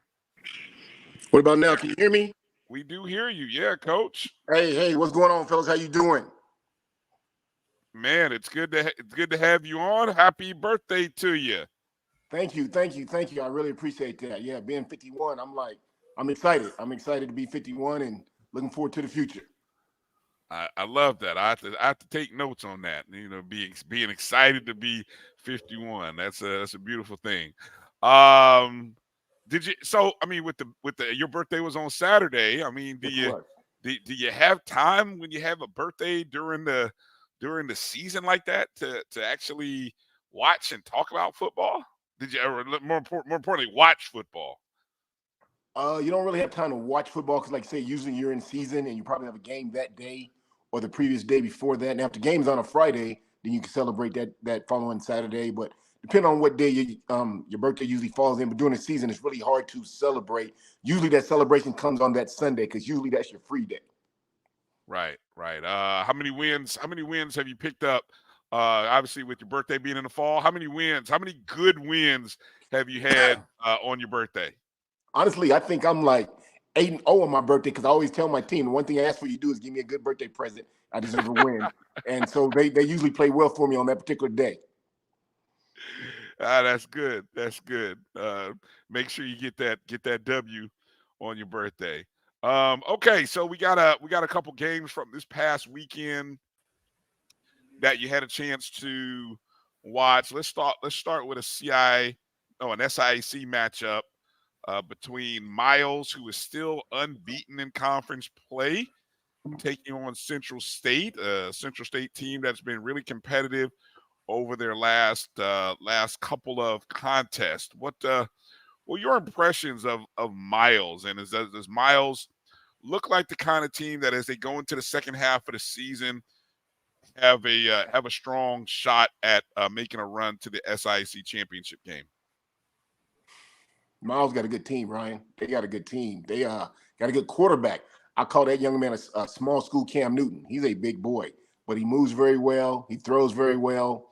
I only watched the first half because I was getting ready to go over to the AAU and Tuskegee game. But the first half I saw was dominated by Miles, hands down. I think it was 26-0 at halftime, if I'm not mistaken. That once again, that quarterback, I'm an O-line guy, but you always got to look at your quarterback because he's what they call the leader of the team. That brother can play, man. As a coach, anyone in the country would love to have that young man. O-line wise, I think they did a good job of blocking, keeping him upright. They opened some holes because, like I say, the second time, he scored his first rushing touchdown, and the O-line, the center scoop block, the left guard scoop block, the right tackle, the left tackle, he scoop block, made a nice little hole for the running back, and he ran 18, 20 yards. I thought he got in. When the ref didn't raise his arms up, I'm like, come on, ref, get that brother the touchdown, but he went down to 1. And then the next play, they called a quarterback sneak, and it was like having Mike Allstott back there. It was just boom. And he popped it right in, and then he threw the ball well. He threw 1 touchdown to a kid that was wide open, and then he threw a quick slant. That was his first one. That was right on the money in the chest, what I call the breadbasket between the chest and the navel. It was right there, what you look for. And then his third touchdown pass, which put him at 26-0 right before half, was he hit a tall, slender receiver in the right bottom corner. Once again, another great pass. So I'd say, yes, Miles has a good team, offense, defense, special teams, and I can see them making a deep run because as long as their quarterback stays healthy, they're going to be hard to beat. On the other hand, Central State. Hold on a second. Let me let people know because they may not know who you're talking about. You're talking about Edwin Klein-Peter.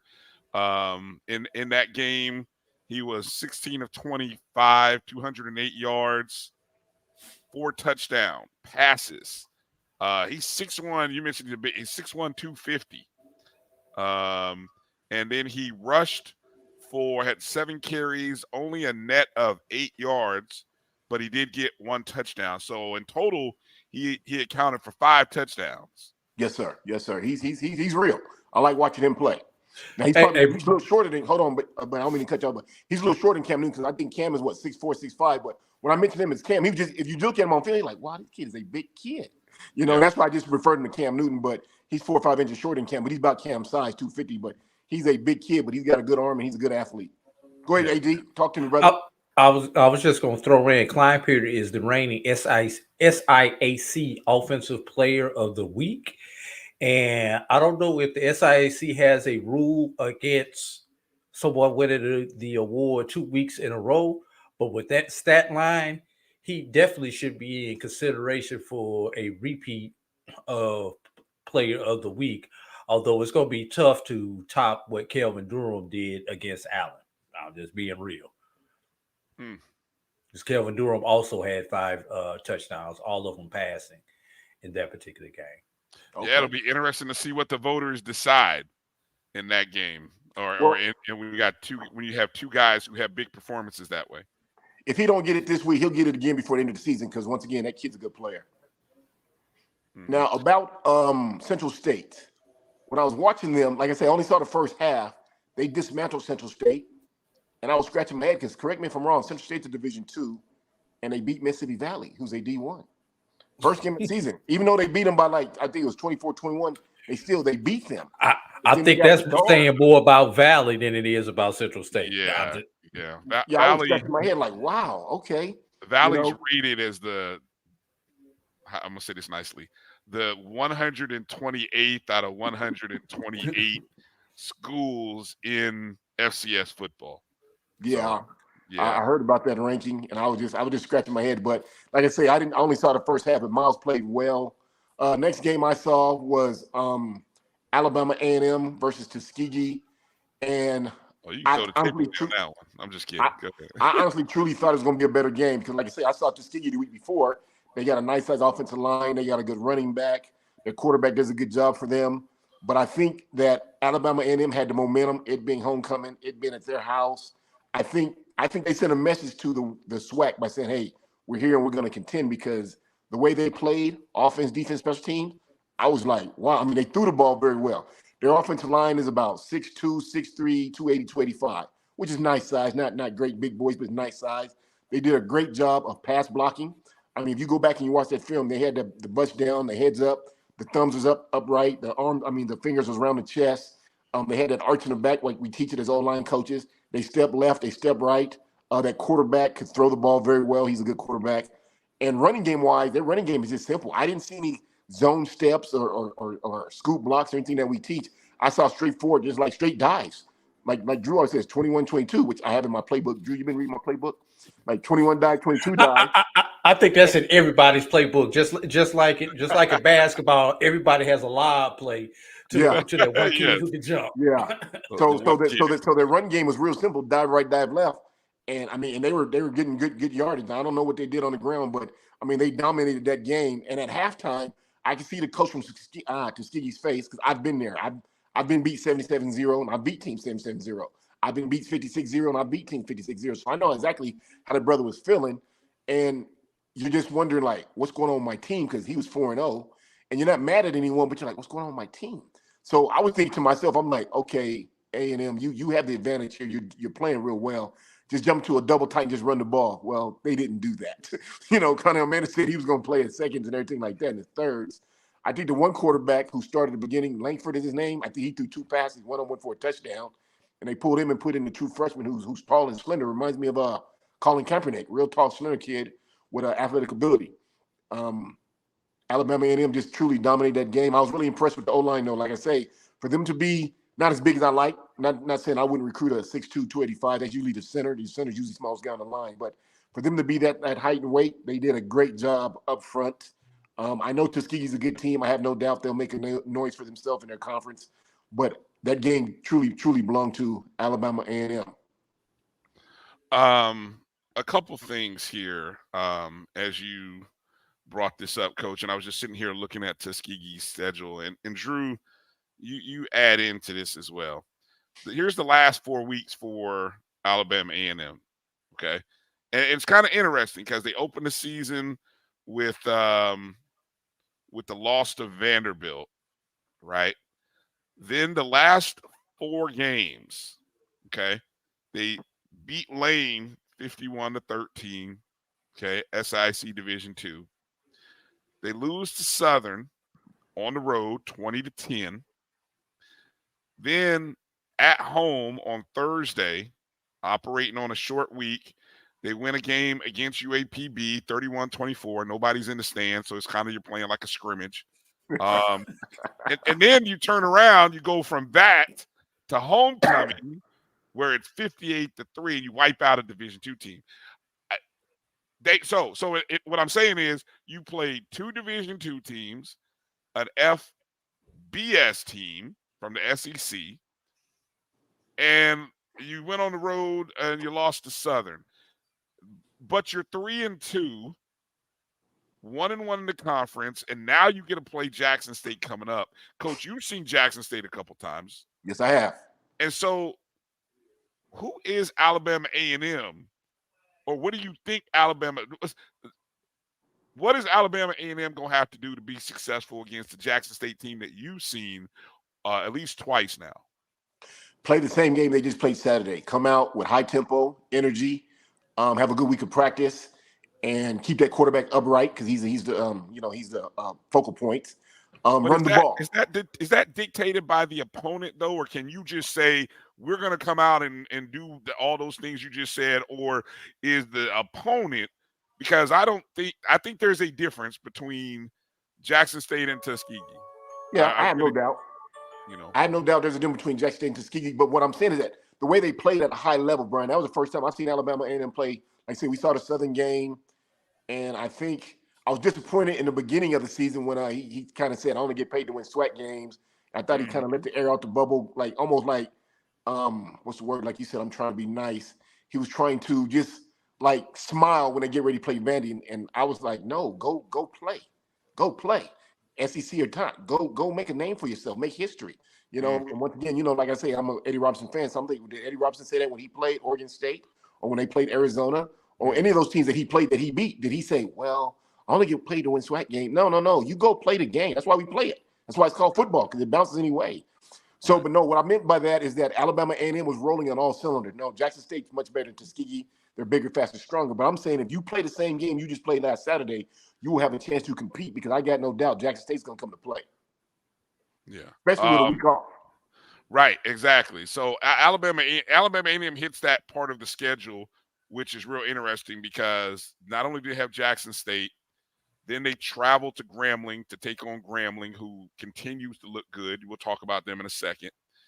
Then they play the Magic City Classic, so there's your rival right there. And then you host FAMU. So it's like, Alabama, the same way I kind of thought, I didn't know what Jackson State would be like at the beginning of the year in the first 4 weeks. This is a 4-week or 4-game stretch for Alabama A&M. Like that the first 5 weeks, that stuff was all fluff. That 3-5, hey, great for homecoming. But now, like, here's where the season really begins. So I was just curious as to, what Alabama A&M really is. All that barking and all that other stuff. That stuff is great for the media. Yeah, I seen that at the beginning of the game when the coach was like, I'm a dog, and he was barking out there, and I'm like, okay, I got you, brother. And I agree that first 4 games, I'm not gonna say they were fluff because you still call football. Sure. The next 5 games are gonna be serious. But what I'm still trying to say, I'm not an Alabama A&M fan, but all I'm trying to say is that play the way you just played last Saturday. Keep your tempo going, keep your energy, and I think you'll be successful over those next 5 weeks. All right. And then the State Fair Classic, Prairie View, Grambling. Prairie View comes in. They've got like a 5-game winning streak. Grambling has won 2 games in a row. And Grambling pulls the game out in the fourth quarter, finds a way to get it done, doing what they do. And go look in the standings, and guess who you see up in there in first place? Grambling. So what's your take on what you saw from that game in Dallas in the Cotton Bowl? When I switched over to that game, it was 3-6 to 7. I caught it at the 6 or 7, and then Prairie View had just kicked a field goal to make it 10-6, and then Grambling kicked another field goal because I was wondering how Grambling scored the field goals, 3-6-9, yeah, like that. So they kicked the 3 field goals. They got a good field goal kicker, the Hispanic kid. He's a good kicker. I mean, he made 3 field goals, everything like that. That's always a good game. I can remember being young, living in Dallas, going to that game. Prairie View had 5 in a row because I kind of figured that Hugh Jackson was going to have his boys ready to play. They run that ball very well, which once again I'm shocked because Hugh, he's an ex-quarterback. He's coming from the NFL where it's a passing league. But I think he found out his strength is in his run game. And like I said last week, they can go 3 deep and not lose anything. That one kid, Chalk, he's talented. I like him a lot. The other 2 guys, I can't think of their name right now. I just remember Chalk. I think he carries the ball the most. They got a good quarterback.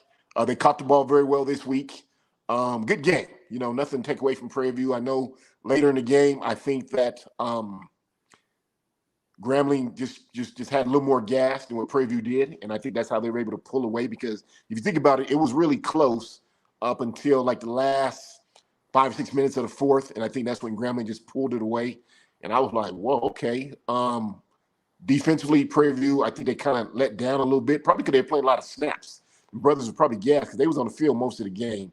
And once again, they couldn't stop Grambling's run game because Grambling was, I don't know yards per carry, but once again, when you can go 3 deep and still hit that hammer, you're doing well. So I think Prairie View's defense got a little gas late in that fourth because that run game is just impeccable. For Grambling to be successful, keep the run game going. Don't abandon the run. A lot of times people want to go to the air, and I'm like, hey, if it ain't broke, don't fix it. Keep going to the air. Prairie View's offensive line, I thought they blocked pretty well because they had a running back late third, early fourth. He broke one. He wasn't very big, but he's got speed. You know, I mean, he got through that hole and got out of there. And I was very impressed with that. That hole opened up and he did his job. Wasn't many sacks in the game. So that tells you up front that the guys up front were doing their job. Quarterback from Grambling, once again, he threw the ball well, so he was upright. Grambling's offensive line, you know, besides South Carolina State, I'd probably say that's probably the next biggest, best line I've seen so far in these 5 weeks of HBCU football. And they're doing a great job. You know, hey, when I'm the coach, I hug them and give them a pick pack on the back because I think they're doing a great job. And you know, just to reiterate, Grambling, I'll just go and look at those total stats here. 208 yards net rushing on 40 attempts, 5.2 average, and then passing 241 in the air for a total of 449. 81 plays. That's pretty impressive. When you say to be able to get off 81 plays, and still put up 449. That's an average of 5.5.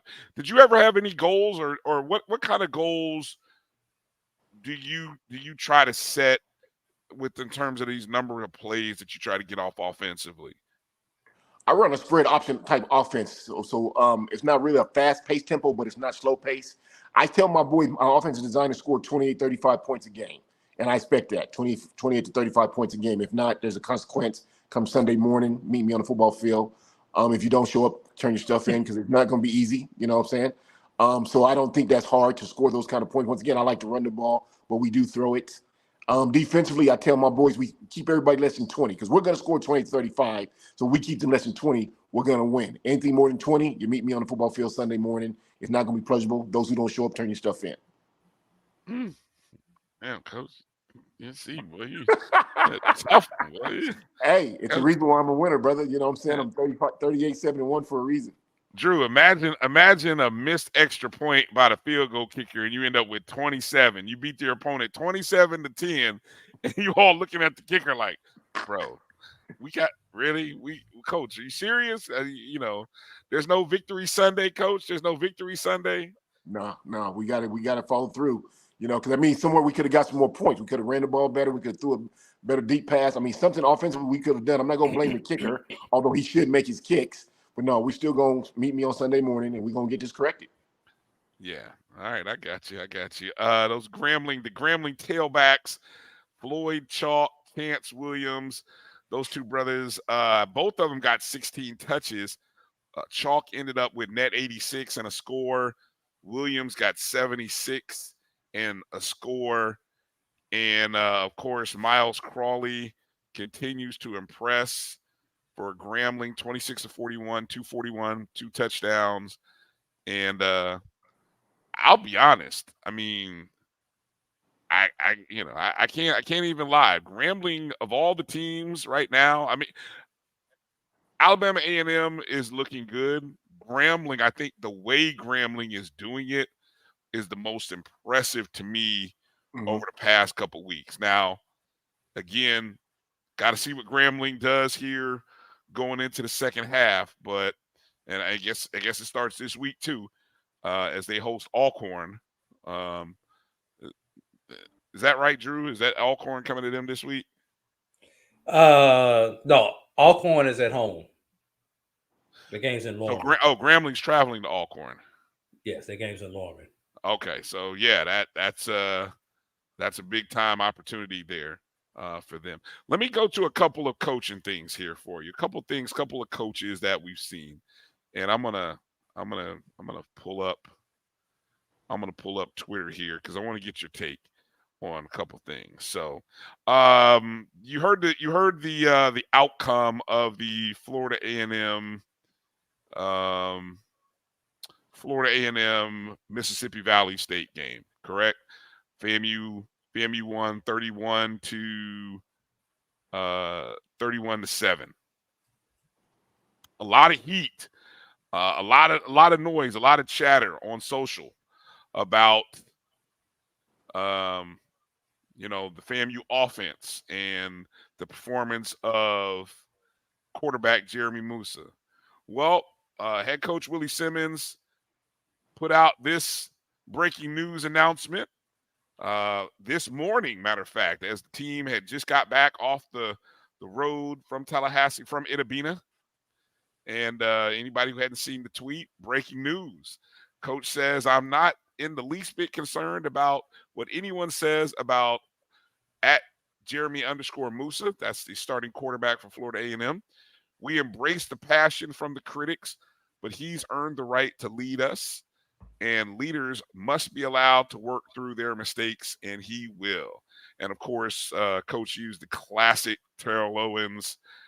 That's my quarterback. That's my quarterback. That's my quarterback. I love that. Yeah. I was wondering, I'm like, why are we looking at Terrell Owens? What's going on here? Yeah, okay.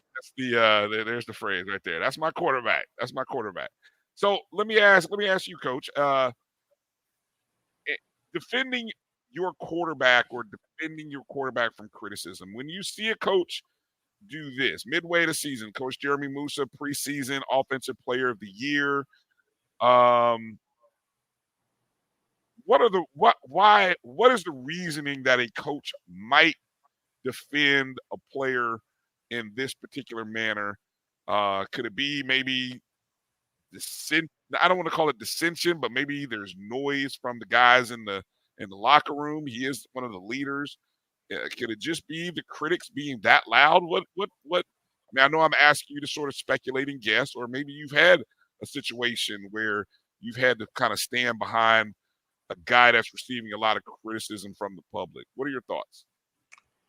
You have to stand behind your players because you want them to stand behind you. You have to show them respect because you want them to respect you. Jeremy Musa has played well, if I'm not mistaken, for FAMU and Coach Simmons. So in return, you can't just throw that young man under the bus. You have to show him his proper respect by saying, hey, I'm the head coach, you're my quarterback.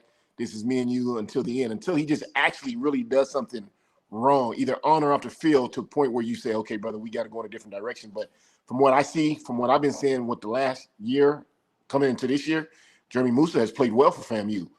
So from Coach Simmons, I mean, you have to do that part of the head coach and defend him. I think a lot of times we play down to our level of competition because I was expecting more points. Really, I was. But if you think about, though, anytime someone goes into, is it Itabena, how do you say that word? You don't really see any blowouts. I mean, who has went into Itabena and just blown them out? I don't know. Maybe it's something. Maybe Jerry Rice is there and he's keeping the score down, or really tight or something like that. But it's the travel to Itabena. Itabena is not an easy place to get to. Yeah, well, I've never been. I've heard about it, but I've never been there. But I was expecting like a 50-60-0 type game. Really, I was. But like I say, I thought Jeremy Musa, I didn't see the game, but I imagine he played well. They got to win, and he's healthy, strong, and you still got 5 games to go. So Coach Simmons has to defend this young man by saying, hey, he's not in this by himself. He's our starting quarterback until he actually does something to hurt the team. And as of right now, they're playing very good football. So I would just keep putting them out there and support that brother. Yeah, I mean, as a team, he probably had the last 2 weeks he had thrown over. I think the percentage wise was like 67 and 62% the previous couple of weeks. This week is more so in the 50s. But again, I admit I haven't had a chance to watch it between traveling yesterday and getting ready for today. I haven't get a chance to watch it, but we talked about the drive charts and there wasn't a lot of offensive production. And I think one of the things that FAMU suffers from is, whether you want to call it, there is a synergy, isn't there, Coach, between play calling and quarterback play? Yes? Yes, there is. Yeah, so I think both have had their struggles at times for FAMU. And I think that's what frustrates people because I hate to say it, you don't know who to pin it on. You don't know, why are we struggling? Is it the play calling or is it the quarterback play? People say that and know that we do have a good coach. FAMU, we do know we have good play caller, coach. we do know we have a good quarterback in Musa. So, the sad part is, yes, the expectation is, and I think what hurts is North Carolina Central beat Mississippi Valley on a neutral site 45-3. So that then the next week, here comes FAMU. So here are the two top teams. And so Rattler Nation comes in thinking, oh, we got to put up 40. I jokingly tell people I can't remember the last – well, no, I can remember the last time we put up 40. It was against Bethune-Cookman. Prior to that, I can't remember the last time we put up 40. So I'm just saying, we don't put up – this is not Billy Joe's FAMU offense. That offense would beat you, beat my mama, your mama, and Drew. We beat everyone's mama and put up 50, 60 points, and then we'll – That's by the end of the first quarter. Yeah, we're trying to put up that many points on you. It's a little bit You different. remember the Billy Joe teams, Coach? No. They could play. They put them points up. You're right. They can play. And so I think when you've had that, people kind of have that expectation that everything is going to be like that. Okay, I got one other coaching thing for you. This one, we saw this kind of playing out, and I want your take on this. This one involves, you know who Trent Dilfer is, correct? Trent Dilfer is the head coach at University of Alabama Birmingham. Played quarterback for the Buccaneers and the Ravens. Yeah, former Super Bowl winner with it was the Ravens, right? I don't really attach Super Bowl winner to him because honestly, he had a great run game and he had a great defense. Oh, come on. Don't do that to him, Coach. Don't do that. He won the Super. Anyway, but okay, so he's catching a lot of criticism.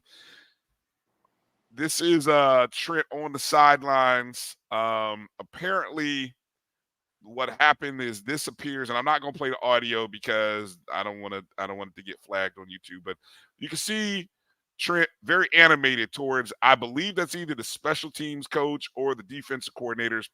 So one of his assistants. But I think what had happened previously, you can see the little flag. There was a 12 men on the 12, what do you call it? 12 men on the field call. Yeah, participation. And so you can see it's the fourth quarter.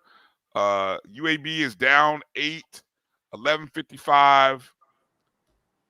Without context, and I hate videos like this without context. So, but as I said, the audio does kind of explain what happens. But we don't, when I say context, we don't know, most people don't know what happened prior to that. We don't know what happened last week. We don't know what's been said in practice. So just from the video, what's your take, Coach, on how, as the head coach, how the coach interacts with his assistant coach in that heat of the moment situation? Remember, Brian, last week, AD, we talked about embarrassing yourself and the university. That's embarrassing right there. The semantics, the taking off the headset, the running up on the assistant. There's time and place for that. That's why you have meetings. That's why when the game's over, you just empty. You can just say, hey, Coach Norman, I need to see you after the game plays in my office. That right there, very, very unprofessional, very unnecessary.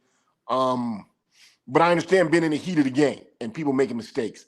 And you're down by 8 with time to go. So the game, all is not lost. Everything like that, and you get that corrected. You make a note. You keep your little pad in your pocket like I do, and you just put down 12 players, fourth quarter, and you bring that back up to them. And then, like I said, you walk up to them and say, hey, Coach, I need to speak to you after the game or something. But that right there, I call that very, very unprofessional. You're embarrassing yourself and the university for no reason. Sometimes we as head coaches, we can take it a little too far. I pride myself on never doing any of that.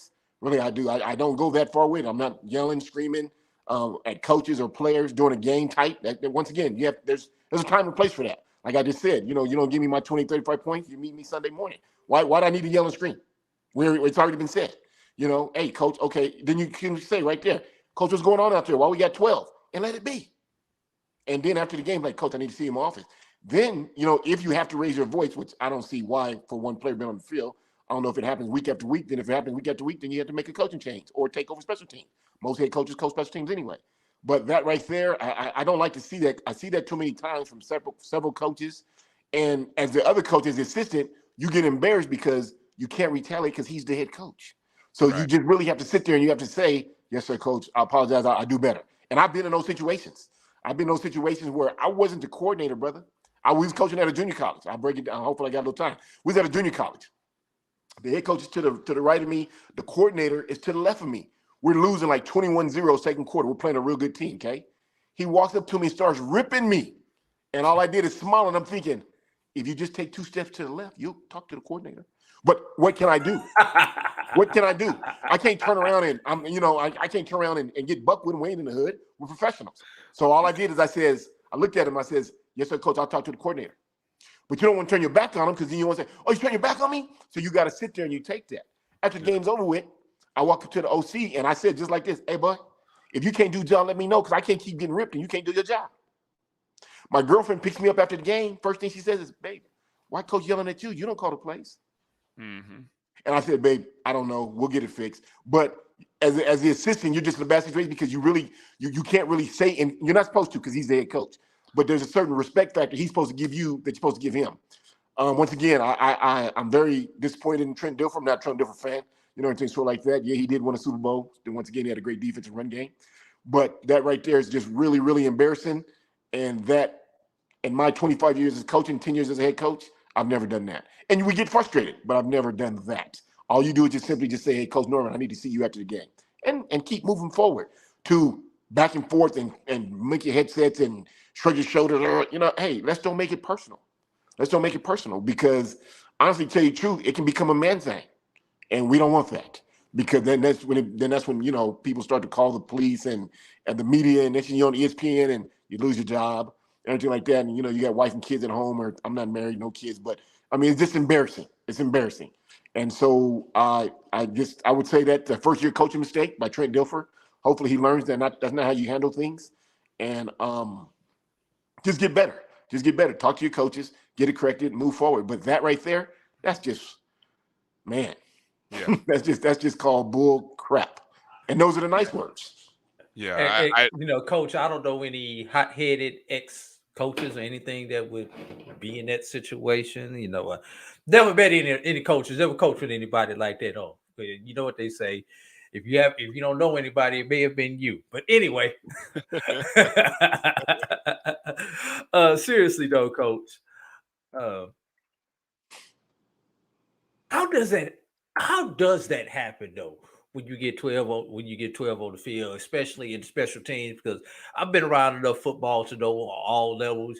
You go through it. Punt return alert, punt return alert, field goal alert. You always got those, like, you may keep the offensive line out there. You may bring in your couple extra tight ends, tackles, whatever, to help with the blocking and everything. Those 4 or 5 people who supposed to run on the field, they, if you've never paid attention at the football game, fans, there's usually either a mat or some cones or something behind the bench around the 50-yard line, numbered 1 through 10, 1 through 11, with when the coach calls whoever's supposed to be going out there, that's where they go to. Yes, sir. Yes, sir. Yeah. And the only time that tends to become a problem is if you're down a player, one of those players who is normally on that special teams unit is in the game due to an injury or due to whatever. So you've had to make those adjustments. But how does that happen where we get those lapses where you get 10 on the field or 12 on the field? It happens because, not to cut you off, brother, it happens because as a special teams coordinator, and I've been a special teams coordinator for 3 different times, it happens because you're not counting up as a special teams coordinator. You just say, like you said, punt team in a hole, and you keep watching because maybe you're the running back coach or the DB coach or linebacker coach, so you're still watching another position, or you probably talk to a trainer like, hey, is he okay? But you're not actually really paying attention. So when you say punt team in a hole or PAT get ready, you only got 9, 10, or 12. And usually what I do is I'll tell my guy, like, for example, I'll say punt team in a hole, and I'll say, Farasi, count them up. So 1, 2, 3, 4, 5, 6, 7, 8, 9, 10, 11. Coach, we're good. Okay, thank you. Then you're good. But you say, PAT, get ready. First count them up. And you got 10. And we good? Coach, we're missing one. Well, who are we missing? And they usually know who they're missing. Well, we're missing AD. Anyway, okay, who's the next one? Bryan, you up. And you go out there. So you got like 7 seconds, but you can take care of that real quickly. But just when you say punt team in a hole or kickoff team get ready and you walk off, that's when you get what you get, because the second guy who's behind me, like AD, you're the first guy, I'm the second guy. I'm anxious to get into the game. I'm anxious to get into the game. So when coach says, when it's a kickoff team or however, what special team that was, you run out there, and you don't know you're not supposed to be out there till you're out there. And finally, the official says, too many on the field, and you're looking around, and that's when the head coach looks at the special teams coordinator, and he's looking at his chart, and he knows names by now. You're looking, and he looks at you, and you're like, says by now, and you're looking, and he's looking at you, and he's looking at you, and he's looking at you, and you're looking back like, oh, it's me? Yeah, it's you. But by now, the head coach is frustrated. He's frustrated because he's under pressure because he wants to win. He's down by 8 minutes to go in the game. He's a first-year guy, so he's panicking a little bit. And so now, only thing I can do is just grit my teeth and rip my special teams coordinator. Mm-hmm. No. But back to answer your question, AD, take time to count. Take time to count them. If you got that one guy who you select and say, hey, buddy, help me out. AD, help me out. Count everybody up real quick. Let me know who we got. Because we're good. Okay, then we're good. Then I trust you. Kind of like the free safety supposed to do on defense every time. Yes, sir. So that's how you can prevent that from happening. But it happens because you're in front of me and I haven't played yet and I'm ready to go. So I hear kickoff team. I just go out there. Knowing I'm not supposed to be out there, but I just go out there and unfortunately stuff like that happens. But if you take time to count them up or select someone to count up for you, you can prevent that. Details, man. The devil's in the details, right? Isn't it? Coach Norman's in the detail. Now I could be a devil if I need to be. Coach, what do you got going on this upcoming weekend? Where's the next games? Have you scouted? Have you looked ahead? I have not. Good matchups. We got 5 good matchups this week. Let me give you the rundown, Coach. And talk to me. Okay, we're gonna start off in the CIAA. You got Bowie State and Virginia State in the CIAA. Bowie State comes in with a 1 loss in conference. A second loss pretty much eliminates them in the CIAA North. Virginia State, one of 2 undefeated Division II teams that we have remaining. Moving over to the SIAC, we've got the heavyweight battle right here. That is between Benedict, who has given up through 5 games, Coach. 1 touchdown. Uno touchdown. Yeah, they got good defense. That's good defense. And I believe 2 field goals. Hey, yes. I believe that 1 touchdown and 2 field goals have not given up more than 1 score in a game. That includes 2 shutouts, y'all. If y'all do the math, Coach Berry's doing a great job with that team. Yeah. They're going up against Miles. Basically, Coach, you've got the number 1 offense versus the number. You got the number 1 offense, number 1 and number 2 offenses, and the number 1 and number 2 defenses in the SIAC battling each other. So that's going to be a war.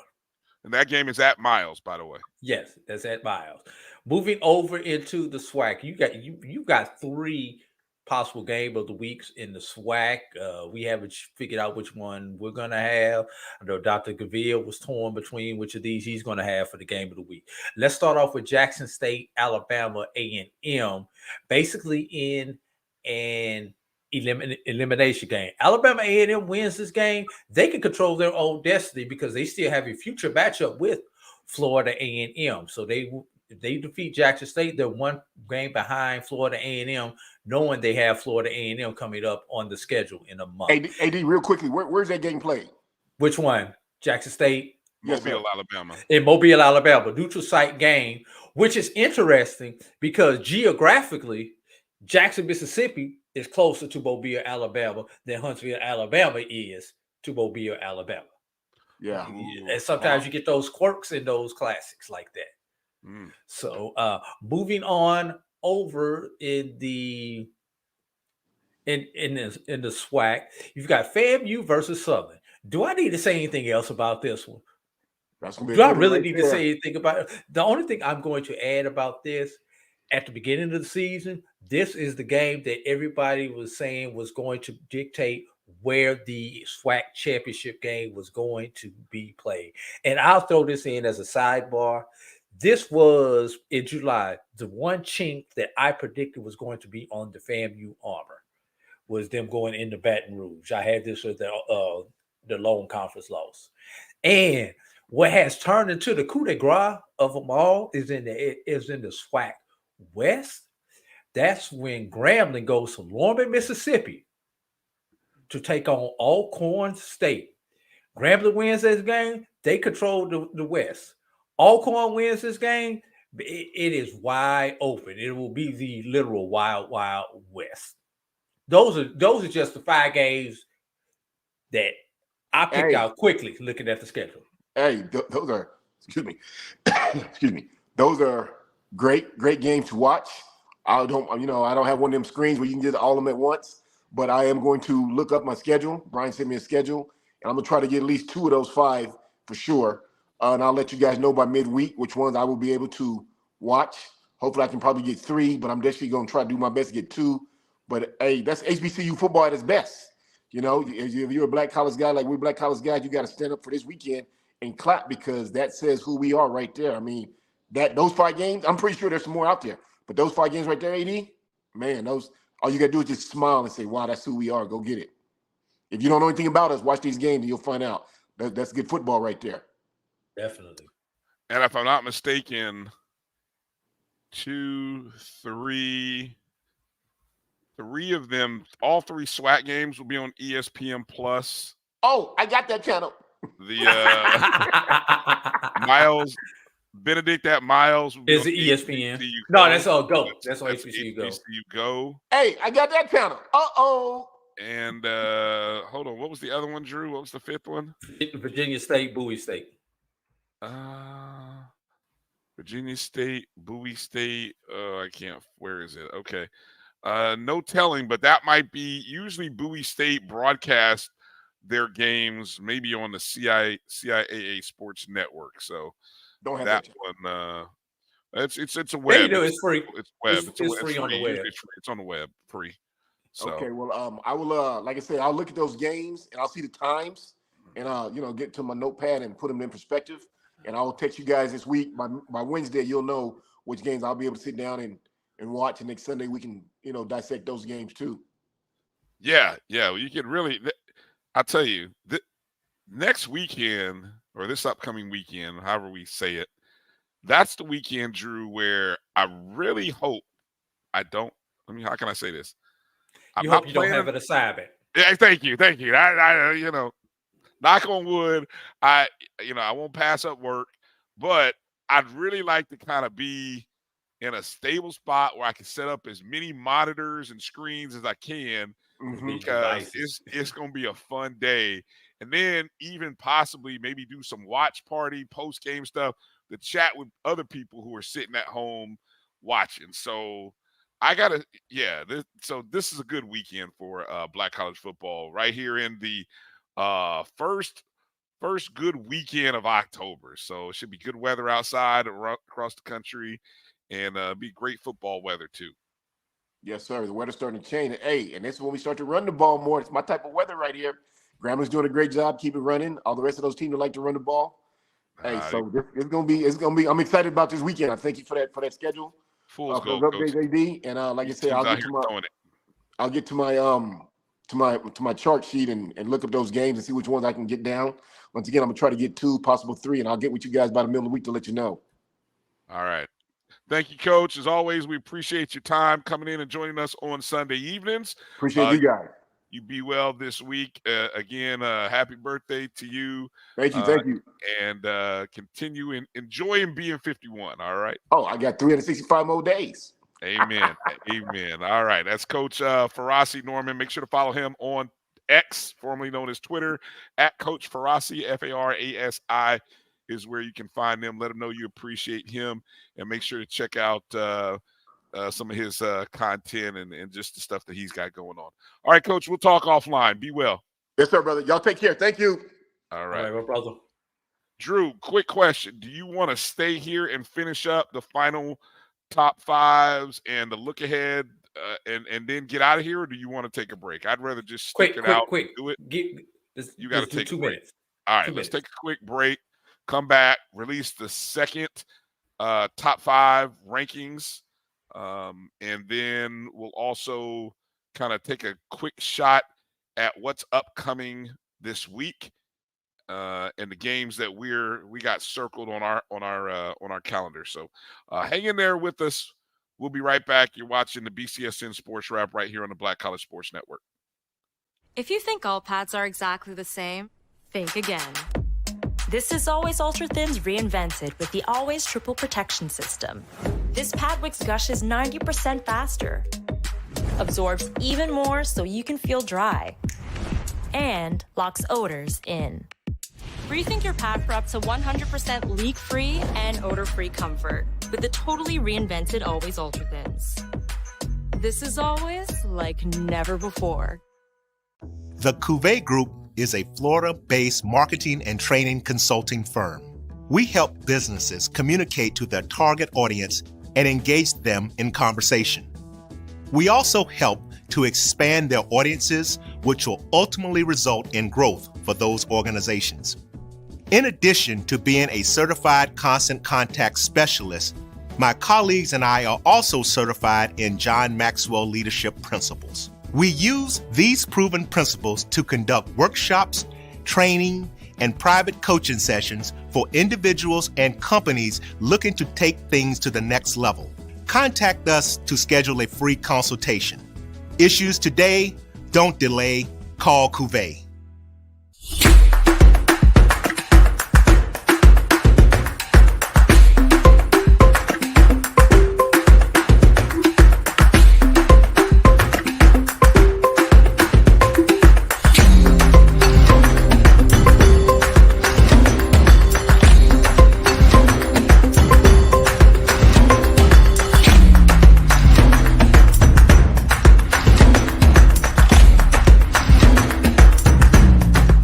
You're looking for the latest information on Southern University sports, the Southwestern Athletic Conference, and HBCU athletics. There's only one place to go.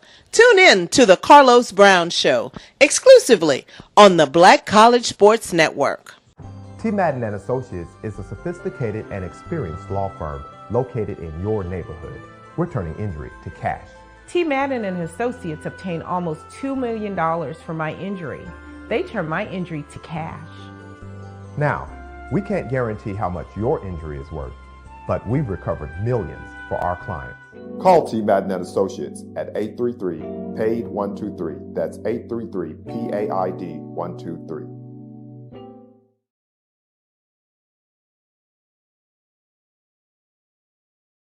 Stride K-12 powered schools are ready to put over 20 years of being a leader in online education to work for you. Dive into curriculum designed for the online classroom. Team up with state-certified teachers trained in virtual instruction. Take control of your child's education journey. Discover the power of personalized learning with a leader experienced in preparing kids for a future they can be excited about. Take charge. Stride K-12. Enroll now for the fall.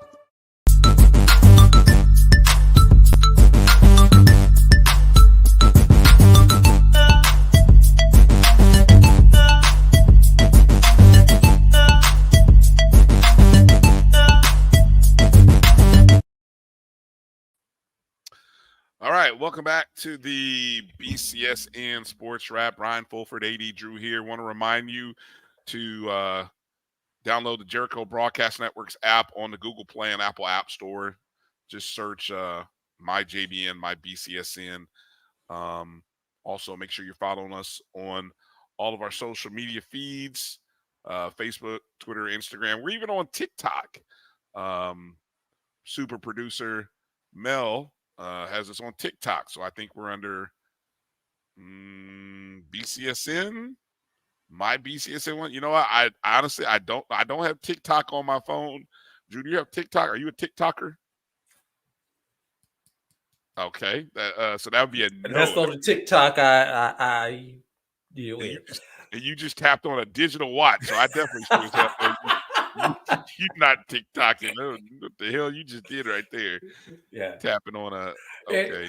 If I want to see something on TikTok, I'll find one of the kids at school, or find one of my grandkids or something, man. Or watch what they post their TikTok to Facebook. Yeah. I hold on. Let me see if I can tell you what our handle is on TikTok. Nope. I thought I just saw something on my phone, but nope, that's not it. It didn't come up fast enough. So I don't know.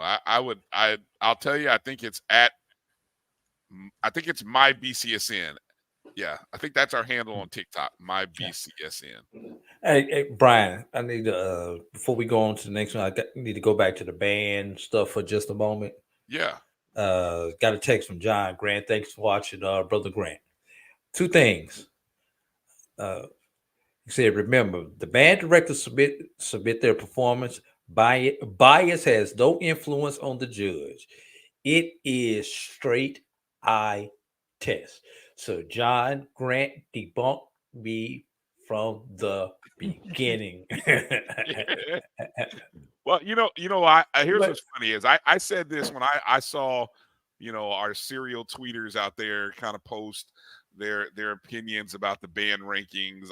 I said, you know what? Sometimes we think we know what we're looking at, but really we don't. And so maybe we have to really kind of turn it over to the professionals. The professionals, the men and women who actually do this on a regular basis and actually have that ear, because we think we have a good ear or we think we have good vision, but really sometimes we really don't. We sometimes have to give it over to the people who do. And yes, we can have our likes and we can that's what makes polls and rankings fun, is that we get a chance to debate and have discussions, maybe even arguments, hopefully non-physical arguments, about about our teams and now even our band. So that's what makes it great. But sometimes you just gotta, instead of kind of turning a side eye and dismissing it, maybe just for once put some trust in the fact that trained professionals are doing it. It's not like Drew and Bryan and 5 other YouTubers got together and said, "Hey, Mr. Grant, we'll be the ones to do your judging." Nah. Mr. Grant's probably like, "Hey guys, we appreciate you guys doing what you do, but let me go find some people who know what the hell they're doing with that band stuff, and let's let them be the judge." Right. Yeah. One other thing that he brought out, the last performance to be judged will be the games on November 11th, which is kind of like with that timeline that I said. Yeah, that's what we were thinking. SISC CIAA championship time. So, the cumulative poll will be released on 11/28. Let me add. Edwin talks about the publicizing the rubric. Okay, look, Edwin, you must be in education, because half the people don't even know what a rubric is. Don't even know what the hell a rubric is. And I'll be honest, I had no idea what a rubric was before I got into education. Educators start talking about rubrics, and then I'm sitting there. You just sitting there like, I'm looking at what hey Google, what is a rubric? So you want to know what the criteria is? That is what they told you. The grading scale. Grading scale. They've told you what the grading scale and the criteria is. And the reason I wouldn't put the rubric out there, I don't want to put that. Look, there is a level of, okay, it's the same way in boxing. Let me go to that. Let me use boxing. You brought up the analogy of boxing, right? So in boxing, you get these scores at the end of a round, and so a 10-8 round. A 10-8 round. I don't know the hell. Look, the only thing I've been able to assert in boxing, if there's a 10-8 round, that was a knockdown. Somebody went down. Or somebody hit somebody below the belt and got a penalty from the official. But usually most rounds end in 10-9, right? Right. Okay. And so should they all end in 10-9? Have you ever seen one go 9-8? How about 9-9? Why does it have to be 10-9? So and we don't have a boxing rubric.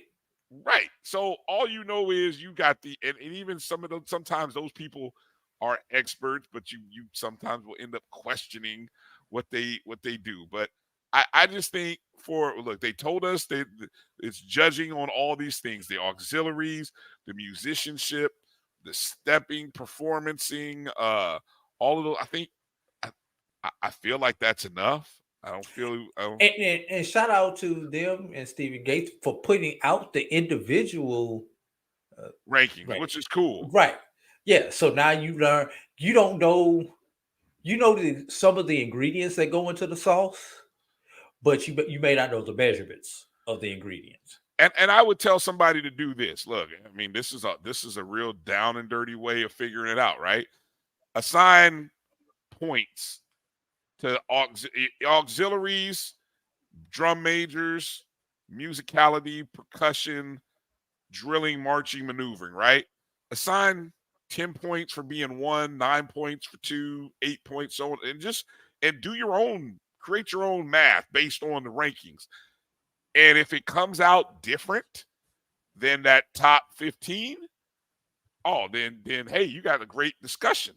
Hey, how come so-and-so came up with I did the math, so-and-so there's a total score of 50, which compared to everybody else, 50, should rank them in the top 3, but they're number 7 or 8 overall. Now you got something that's worth talking about and investigating and debating. Just a thought. I'm not going to go that deep into it because I just don't have the energy. But I enjoy seeing other people debate about it. It's fun. I love it. Love debates. Okay. Let's see. The BOTB competition. Day before, Michael. Yes, the day before. So on Friday evening. You got any bus trips? The Friday evening. You joke. I'm not joking. Put one together here, Mike. Folks need to already. Let me stop. But anyway, the Friday, I believe Mr. Grant said the time frame would be about 6 p.m., maybe 7. Yeah. And in which they'll do that. And he also did mention that some of the events that we have traditionally seen on Friday going into the Celebration Bowl, some of the events will be on Thursday now because of the Band of the Year competition. There's going to be some adjustments to the Celebration Bowl week schedule. So some Thursday things may be on Wednesday, et cetera, to allow time for 2 separate events to occur simultaneously. Right. And last thing, he will be coming on the SportsWrap sometime during the month of October. We just got to get our schedules straight so that he can come on and do some more talking about it. Okay. Good deal. Okay. Time for rankings? Top 5 time. Time for the top 5. We need a little jingle, Drew. We need a jingle. Anybody interested in doing a jingle or creating a jingle for the top 5? Let us know. Send it to either me at BCSN Bryan at gmail.com or hit us up on Twitter and let us know. But we can use a jingle for the top 5. I can sing, it's the top 5, it's the top 5, it's the top 5. Stop. Okay. Stop. All right. It's the top 5. All right, here we go. I got 5 on it. There you go. See, but we can't do that because we got copyright issues. So I don't want to be dealing with copyright issues. So Lawrence said the GHSA football championship is the same week at a Celebration Bowl and band national championship. Well, I guess they won't be playing. I know where they won't be playing. They won't be playing in that dome. I'll tell you that much. So no, the GHSA championships are in the dome. So I'm assuming that they're going to be earlier in the week. Oh, okay. Interesting. Okay. But the dome gonna make some money that week. Oh yeah, it'll be a good week for those dome workers and them hotels. Yes. Okay, so here is the BCSN top 5, week number 2, which is after the 5th week of the season. Again, this is a computer-based rating, and there is no poll, so there's no guessing or prognostications from Drew and I or any of our other BCSN team members. This is all based on the data. The data says you are what we think you are. And some teams are what we didn't think they were. Yeah. Yeah, that's one thing you kind of find out. We have a Division I and a non-Division I level. Non-Division I level is made up of teams from the D2 and NAIA level. So let's start with our non-D1 level of teams here. And we like to start with teams that we call in the hunt. These are teams that are outside of the top 5. You know, if you had a top 10, you'd kind of say they're anywhere from 6 to 10. Starting with 4-1 Miles College. 2-2 Florida Memorial comes in right after them. They got a big win over the past weekend. Even with the loss, Bowie State still comes in 3-2. They are 2-1. Big game coming up this weekend. And then Albany State, one of those few unbeaten SIC teams. They are 3-2 overall. 3-0 in the conference. All right, here we go. Number 5. Just happens to be Virginia Union. The Panthers actually moved back into the top 5. 4-1 overall, 2-1 in conference. They defeated St. Aug 47-7. And then they play Bowie State this upcoming week. Is that right? I don't think that's right. No, it's Virginia State. It's Virginia State. Yep. See, Yeah. I was going intern. Intern had did so well, and then we always come up and find something. They're actually traveling to Elizabeth City State, so we'll correct that. So they're traveling to ECSU. ECSU. Number 4, Fort Valley State. I believe Fort Valley, with the win over the past weekend, defeated Allen 49-21. They are 4-1, one of those unbeaten conference teams in the SIC. Number 3, Tuskegee. 4-1 overall. Don't hold that loss against them. They're still unbeaten in the SIC, even though they lost 58-3. They're still highly regarded by the computers. And this upcoming week, they're playing Morehouse in the Morehouse Tuskegee Classic, which is in Birmingham. Is that correct? Yeah, the Tuskegee Classic is in Birmingham. Is this year 2 in Birmingham, or is this 3? Ever since we came out the pandemic. 21, 22, and 23.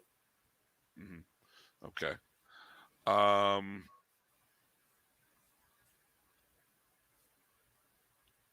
Number 2, Virginia State, unbeaten overall and in conference play, defeated Shaw 38-19. They are traveling to Bowie State. That part we did get right. They are traveling to Bowie State this upcoming week. That'll be a big matchup, big showdown. And then the number 1 team, again, for the since a long time. For the last for almost 2 years in a row.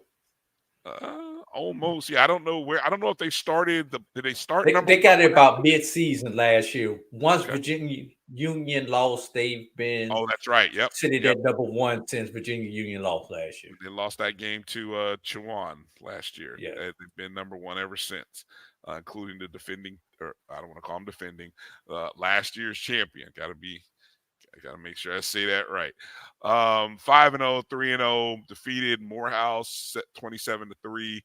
They travel to Miles, and that should be a big matchup, one of two big matchups in the CIAA this upcoming week. And so there's the final recap there. Number 1, Benedict. Number 2, Virginia State. Tuskegee at 3. Fort Valley State at 4. Virginia Union at 5. What's your take, Drew, as you look at the top 5 rankings? Well, let's see. We've got a 1 versus essentially 6 matchup this week. You've got a 2 versus 8 matchup upcoming this week. So there's definitely going to be some opportunities for some shuffle, either some reaffirmation of spots in the poll or some shuffling of teams in the rankings. So what surprises me, West Virginia State is not in there. Virginia State is not where? West Virginia State. Okay. West Virginia State is not in there. Right. That's kind of a shocker. And that's probably the one shocker that I have out of all of this, that West Virginia State is not in there. I think every other team that Johnson C. Smith, that's the other one, is not in there. Those are the two that shocked me that they are not in here, which shows you that what the computers think of them right now. Yeah, I want to respond to something Will posted. Florida Memorial is 3-2. Well, actually, one game didn't count. Yes, the game against John Melvin University last Saturday on the website by Florida Memorial is listed as a scrimmage game. So I know they won that contest. So in your heart and in their heart and minds, they're 3-2. But officially, though, they are 2-2. So that one, the intern got right. All right, let's go over to Jeff Roberts said Kentucky State.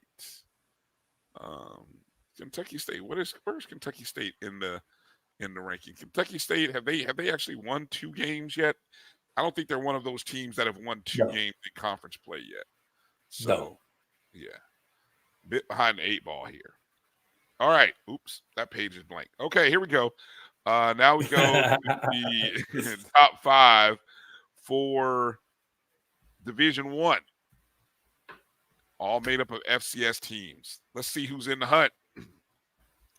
In the hunt, which would qualify as teams 6 through 10 or 6 through 9 if we had a top 10. You got Grambling State coming in high, right there at number 6. I believe Grambling State was in the top 5 last week. Norfolk State moving on up after, despite losing to the team that's right below them, North Carolina A&T. So interesting that North Carolina A&T gets their first win, moves into that like outskirts, where, hey, if they put a couple wins together, who knows where they may be. And then, of course, Southern University, which I find kind of interesting, but maybe not. When you think about who they've lost to and who they won, who they beat, maybe it doesn't surprise me. All right. Top 5. Here we go. Number 5. Jackson State. Intern didn't change the helmet. No. We still got the I believe. So again, when somebody apologies. We still I say we don't change it until we see Jackson State officially wear that particular white helmet with the blue block. Well, I don't think they wear that particular helmet anymore. No, are you serious? Somebody from Jackson State, who I know somebody might be watching from Jackson State, tell me that's not true. Of all the helmets, I think they got the silver, but I don't think it's the J, I believe, is on it anymore. No, I'm not. I don't think they wear this helmet anymore. Yes. But I'm just saying the white helmet with the blue block, the JSU in blue. Period. No red block. No red outline. Traditional. I don't know if they've wore that this year. Don't think they have. But anyway, bye week, they dropped from 4 to 5. Number 4, jumping from out of the in the hunt and up into the number 4 spot, Hampton University. Hampton with the big road win. Conference playing above expectation right now. Number 3, Florida A&M holding steady. Still at number 3. They were number 3 last week. Number 3 this week. It'll be interesting again to watch what happens in the polls, especially where you have the individuals and what they believe FAMU to be at this point in the season. Number 2, Tennessee State, formerly the number 1 team. They lost to a top 10 ranked team by a score of 20-10, I believe it was. Still impressed that Tennessee State drew with a record of, what's Tennessee State's record? 2-2 now? 2-2, yes. 2-2, man. And I think they've got a game coming up soon against, is it Norfolk State? Is that this week? It's either this week or next week. Hold on, I got the Norfolk State schedule right here, handy dandy.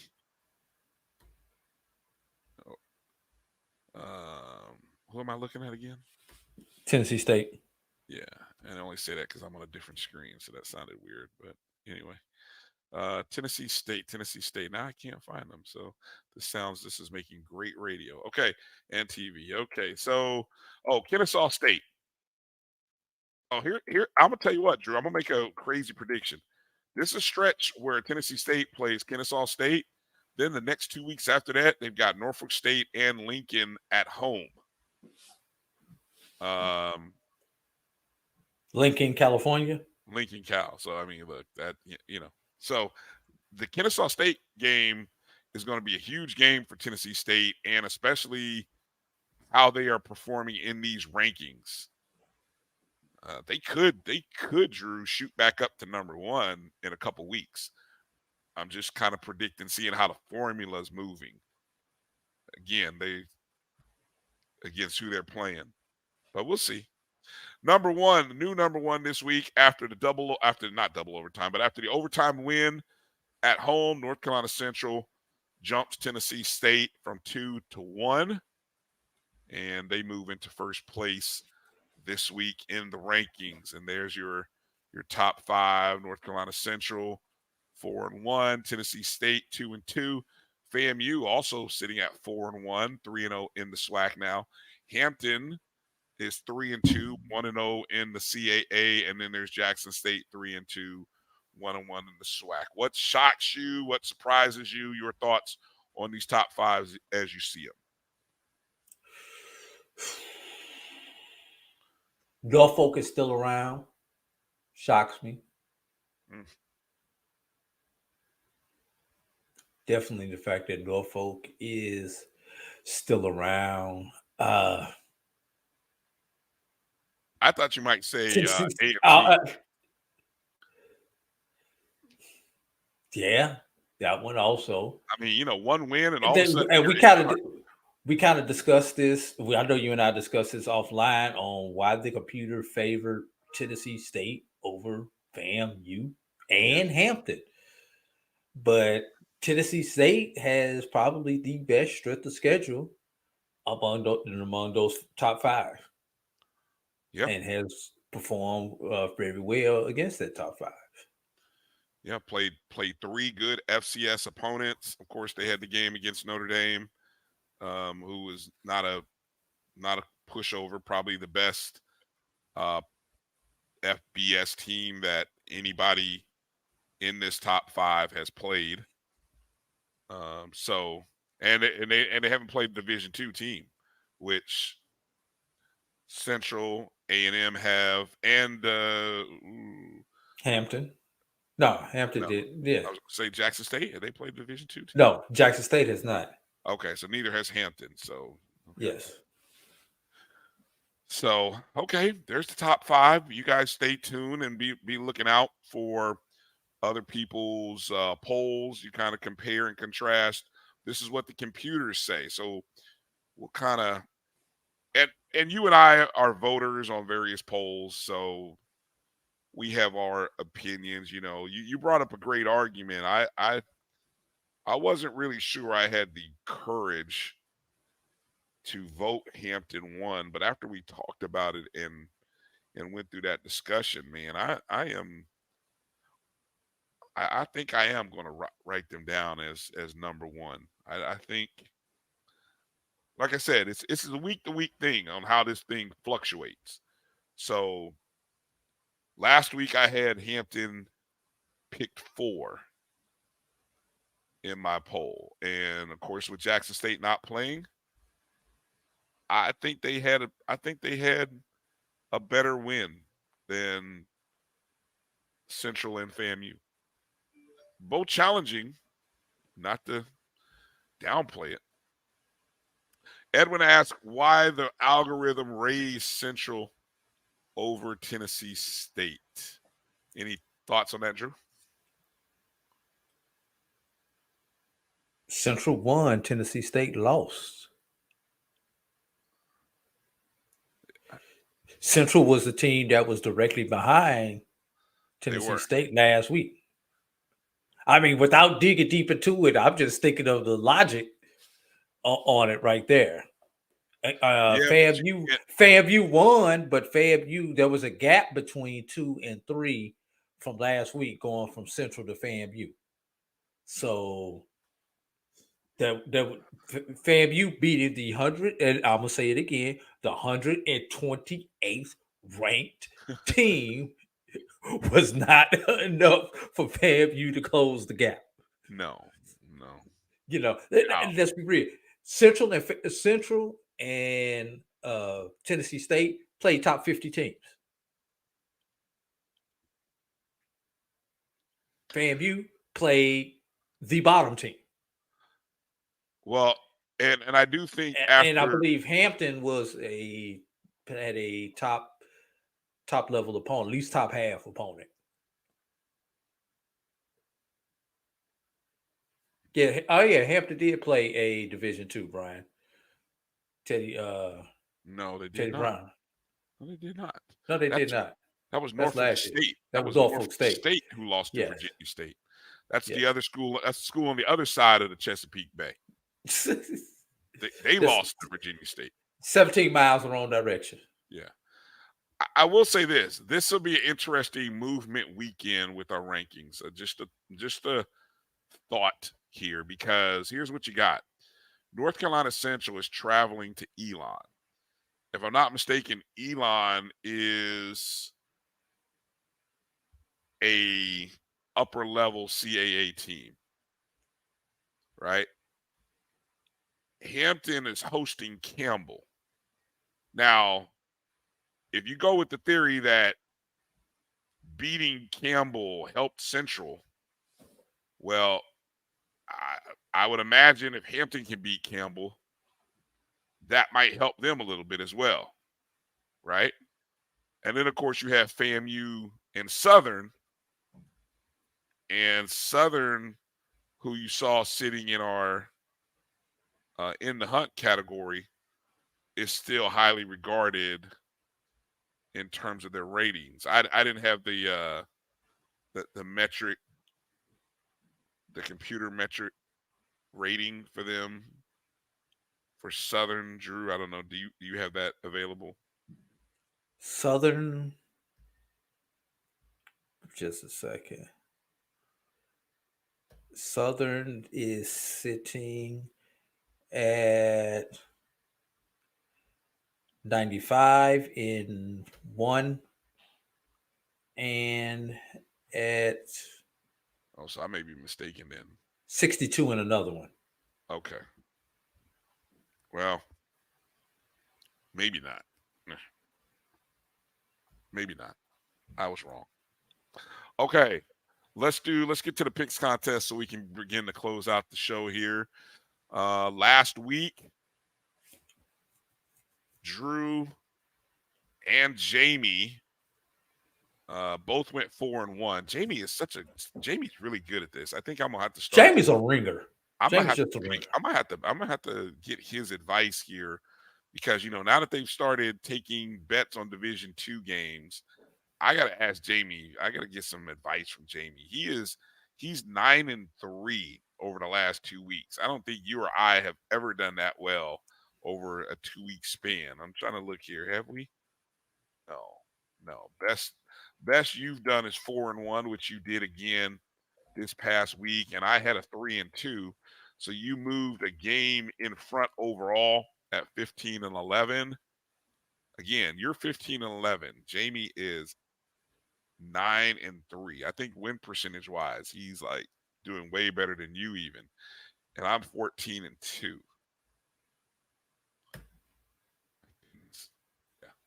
So Jamie, if you're watching, hey, I'm about to call you, man. I need some picks for this upcoming week. Okay. We don't normally do this, but I thought, I like that other shows do it. So I thought we'd before we do the picks, what's your SIC game of the week? I know there's two big ones out there, but I'm only giving you one, Drew. What's your one? Yes, let me look at the schedule. I didn't know there was a second game. Let's see. I think they're okay. So the game, obviously, the main game is Benedict at Miles. I think you got Savannah State at Fort Valley. I was trying to see if there was nothing trumps. Nothing even comes close to Benedict Miles. Okay, all right. Okay, I do kind of agree with you there. All right, let's go over to the CIAA then, where you have Virginia State traveling to Bowie State.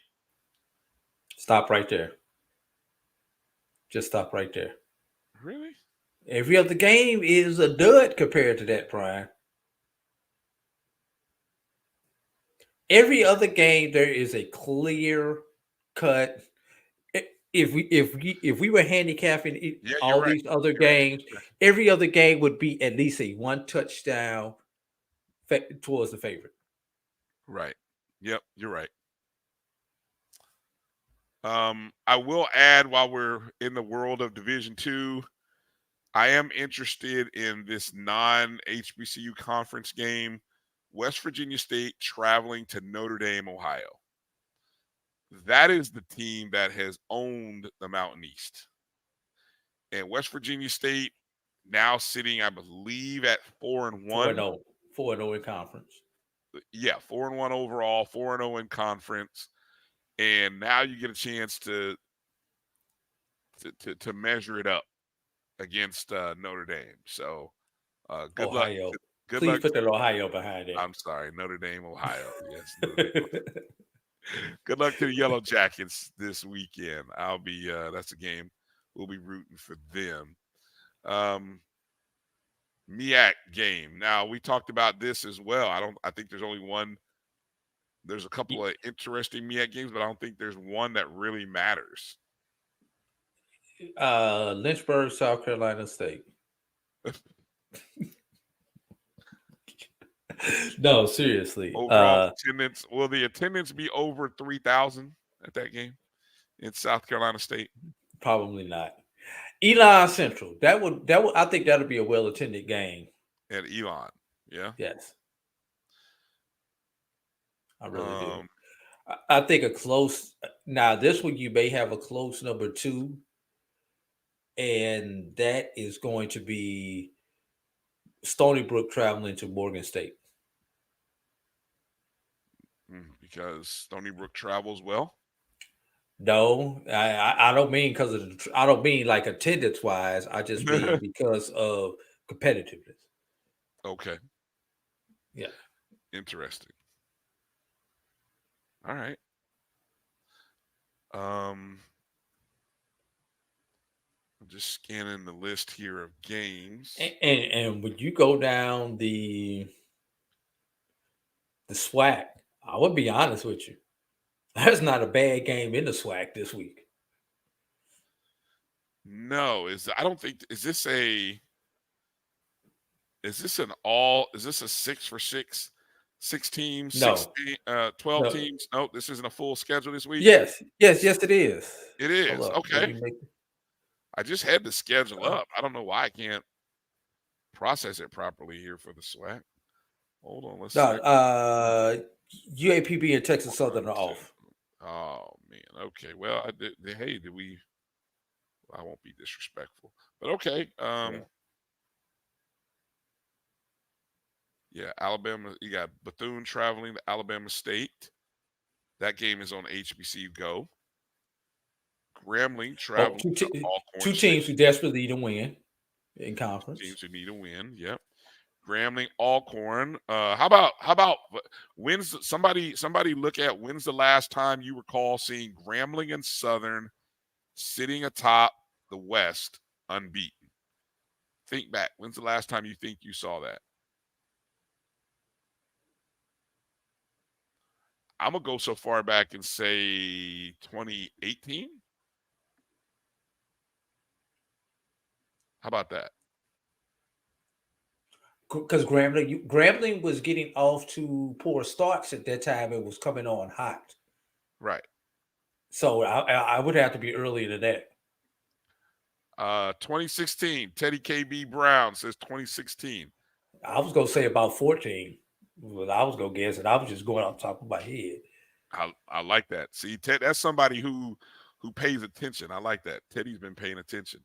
He saw that in the standings, but the West, the West is it just seems right seeing Grambling and Southern back up. Don't let me not say that too loud. Some of our serial tweeters might see that and they'll clip this and Devontae Kincaid. Yeah, okay. There you go. Of course, the Alabama A&M Jackson State showdown in Mobile is a 4 p.m. Eastern, 3 Central on ESPN Plus.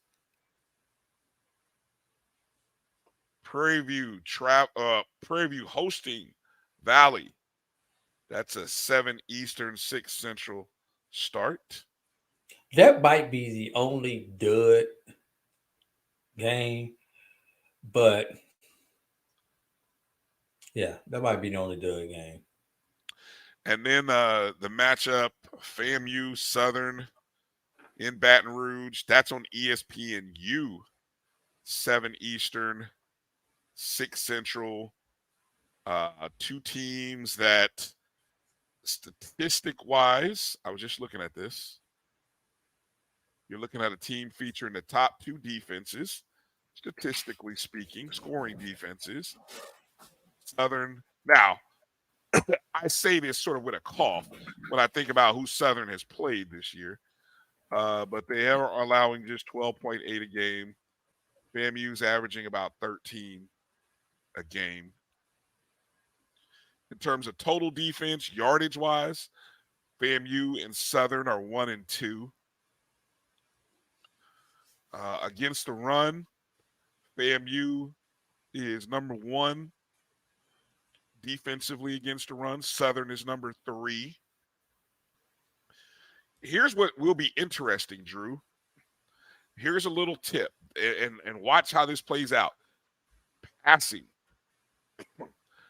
The top 2 offensive passing teams, FAMU and Southern. 2 of the top 3 passing defenses, Southern and FAMU. Southern 1, FAMU 3. Something has to give, wouldn't you say? Somebody's going to run for two bills. Just because you just talked about all those passing stats, but somebody's going to run for 2 bills. It shouldn't happen against these 2 run defenses, should it? Well, Southern's last in rushing. I said run defense. So, well, okay, Southern. Hold on, let's see. You said that Southern's last. They're not last technically. They're 10th.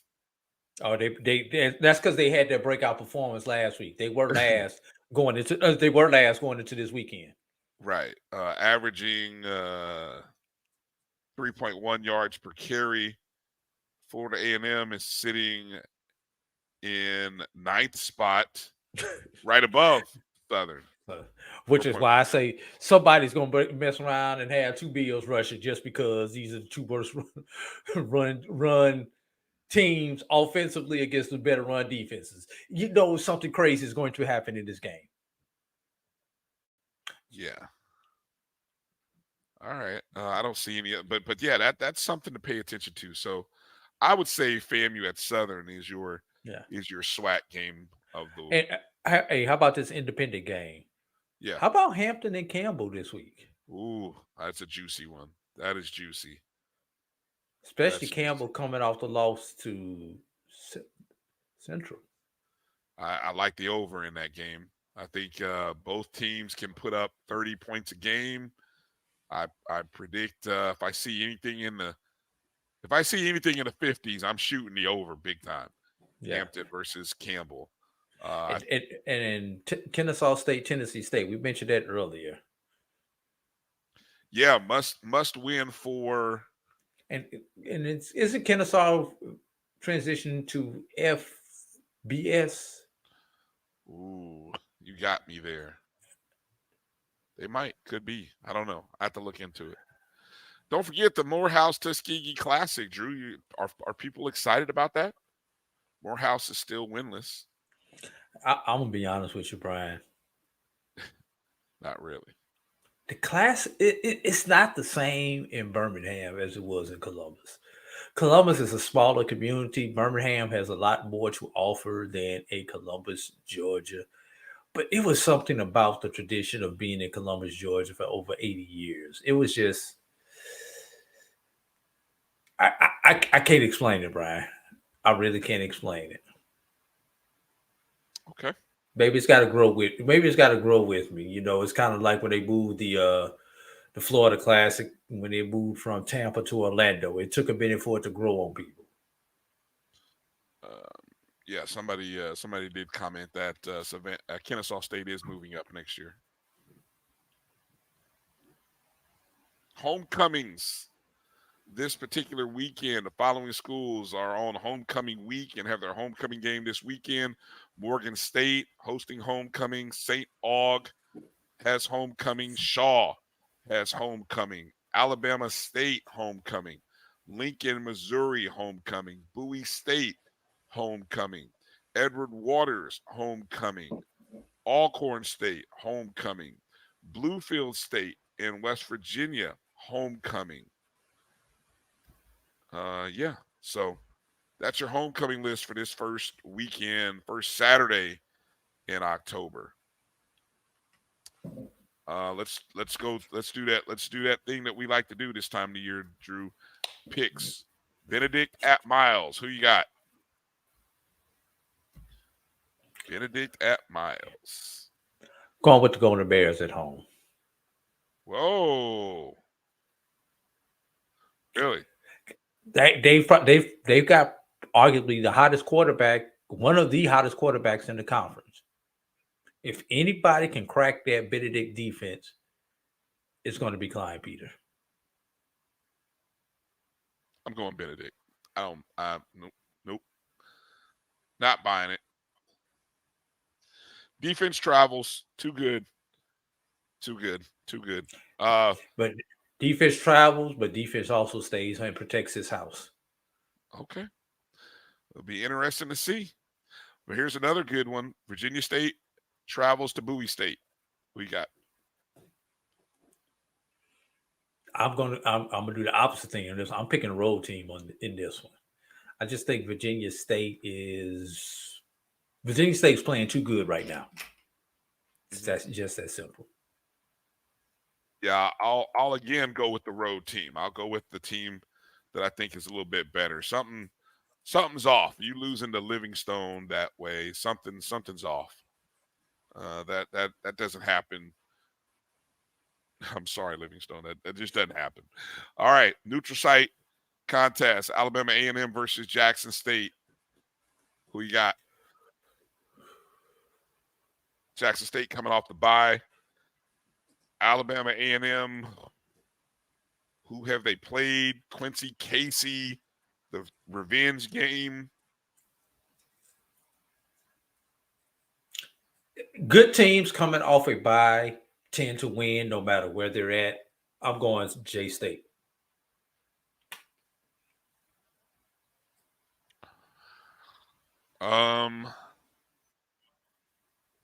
Damn, I like when I'm opposite you. It gives me opportunity here.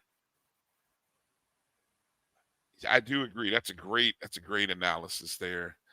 I wish I knew right offhand. Hold on, let me see. Do I have Alabama? I've got the history. Let me go to the history. I love this stats here on the website, and I can pull up the history if it loads up quickly, which is not doing. Okay, here's the history.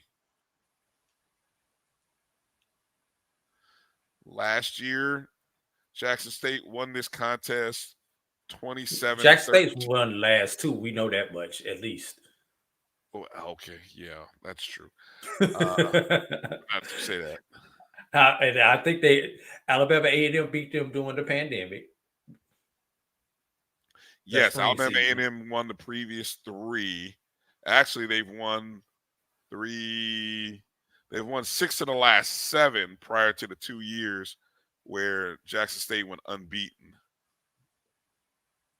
Most of those are with Maynard and Aquia Glass. Yeah, I'm gonna go Alabama A&M. I question how good they are, but something tells Alabama me. A&M. Tuskegee was an aberration. They haven't shown me anything offensively this year. Anomaly. Tuskegee was an anomaly. Okay, you say so. Grambling State at Alcorn. Alcorn homecoming. Tough one. Who's playing quarterback for Alcorn? Actually, Tyler Baker was hurt a little bit. It was Allen. I think I saw the kid Allen had a big thing. Right. So that's one of the questions because they are two distinct quarterbacks.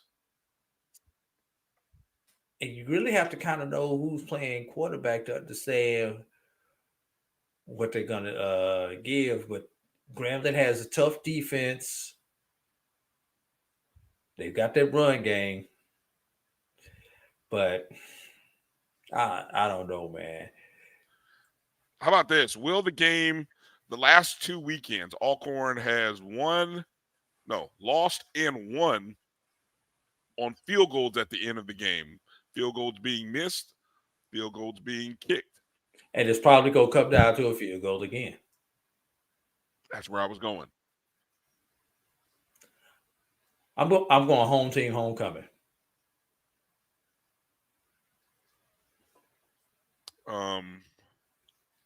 That quarterback for Alcorn, Aaron Allen, 32 of 46, 370 yards, 2 touchdowns, 1 INT.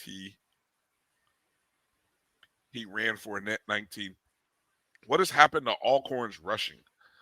Well, they were going against Alabama State, so I can see the rushing game just dying.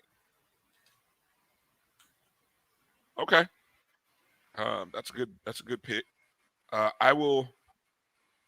Man,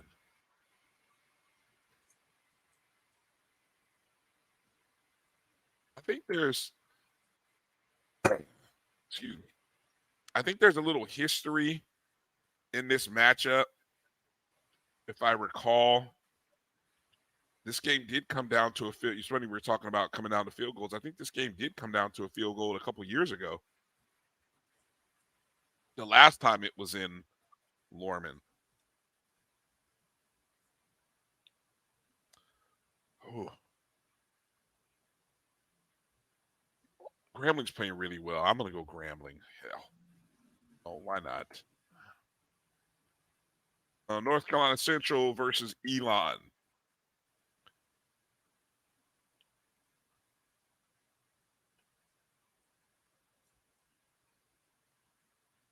Central. Elon defeated A&T 27-3. They beat William and Mary last week 14-6. They defeated Campbell 28-24. Their only loss of the year comes against Gardner-Webb at the beginning of the year, 34-27.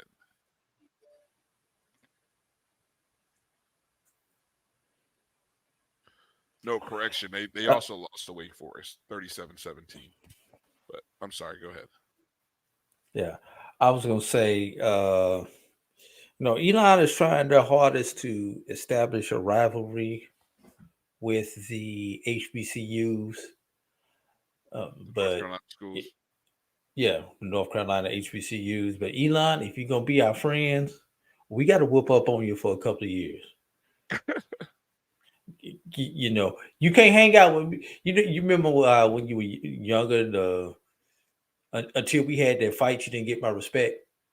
Now I know if I whoop up, I know if you'll whoop my butt or I'll whoop your butt, but it's all good. But I know we're gonna whoop other people's butts together. That's what that has to be. So Central's got to has to whoop their butt, has to spank their booty. You're going with Central. I'm going with Elon. Elon. I think Central, coming off the high of the big win last week, I think they stumbled. It's not an accident. They got off to the bad start they did. I think Elon is a better team than Campbell.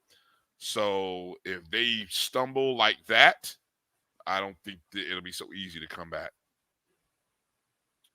I purposely left off FAMU Southern, but we'll with games like this, we'll propose it in the fashion, which is always kind of interesting, I think, for us. And that's we'll juxtapose it against the number here. Now, surprisingly to some, Massey had this game at the beginning of the year as a 2-point contest in favor of Southern, 27-25.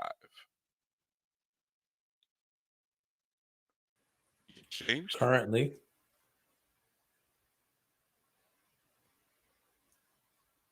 We'll find out if it's changed. That's interesting. I have a feeling you're looking that up. I'm assuming, right? Oh, was I supposed to be looking it up? I don't know. I didn't have the screen up. What has the crab in play? That's funny. The two teams that Elon lost to were at the beginning of the year. They lost to Wake Forest, 37-17, and then at Gardner-Webb, 34-27. And then once they got into conference play, 3-0, they just knocked off the number 5 team this past Saturday against William and Mary. So here comes Central. Where is the game at, Brian? Oh, the game is at Elon Road Stadium.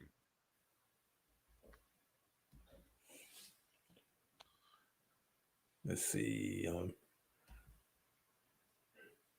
Are you looking it up? What are you doing? I don't know why it didn't pop up like I wanted it to. You think it's changed significantly, Edwin? I'm telling you, I don't think it has. I bet you anything, it maybe have switched to a pick'em. Let's see who pulls it up faster, me or Drew. My computer all of a sudden wants to run slower. Uh-oh.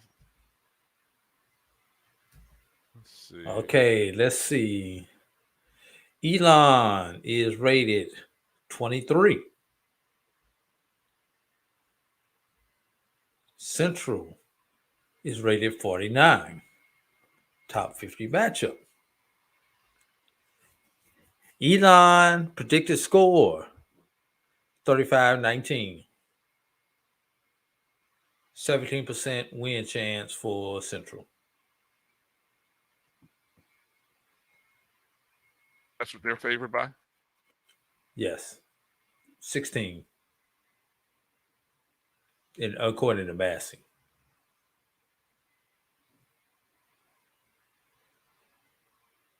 Okay.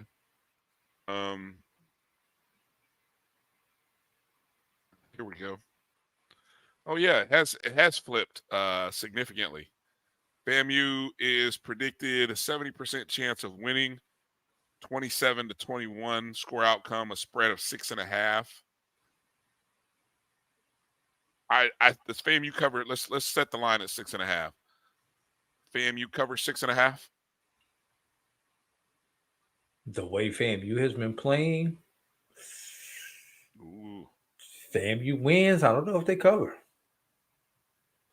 If you go with the last 3 weeks, I don't know if they cover. Well, I will say this about the last 2 weeks. The last 2 weeks, the lines have been real high. 17.5 against Alabama State, 27 against Valley. I knew they weren't covering those. 6.5 though, FAMU will win by 10 or 12. You watch. FAMU can do that. FAMU can cover a low number. They've historically done that under Willie Simmons. They've covered low number games under Simmons. They'll cover this one. I got FAMU covering 6.5. You don't have that though, right? So you're going, okay, interesting. You're going Southern plus the 6.5.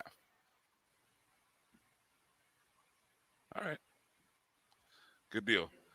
Any final mentions or games you want to bring up? So we, otherwise, let's get out of here. Man, let's pick up this show and get out of here, Brian. 2 podcasts, 2 cities, a long drive in between. Brother, ready to go to bed. I hear you. Hey, do us a favor, guys. We'd really appreciate your support. A couple of ways that you can support our show. You could start by choosing to become a member, the JBN member, on our YouTube page, youtube.com/MyJBN online/join. You can also make a gift or a donation there, whether it be super chat or hit the Cash App, however you want to donate. Continue your support of our network and Black College media, Black College sports helps us be able to get to these places and do the kind of things that we're doing. So it's much appreciated, and we enjoy talking with you guys and talking about HBCU sports. So there's 2 different ways that you can support. Check out the BCSN Pod Zone on all of your podcast listening platforms: Amazon Music, iHeartRadio, Google and Apple Podcasts, Spotify, all of them. So be looking for new shows from the past weekend, from Carlos Brown to Dr. Cavill to this show. So if you missed any parts of it and you can't catch it on YouTube, you can't catch it on Facebook, you can always go catch the podcast. Subscribe, rate, review, and share, as always, with all of our content. So you guys have a good week. Thanks again to Coach Farasi Norman for checking in. We appreciate you guys, and be looking out for our content later on in the week. So for Drew, I'm Brian. Peace out, everybody. Have a good night. God bless, and we'll see you again next Sunday. Travel light. We'll holler. But earmuff, you stay on hard.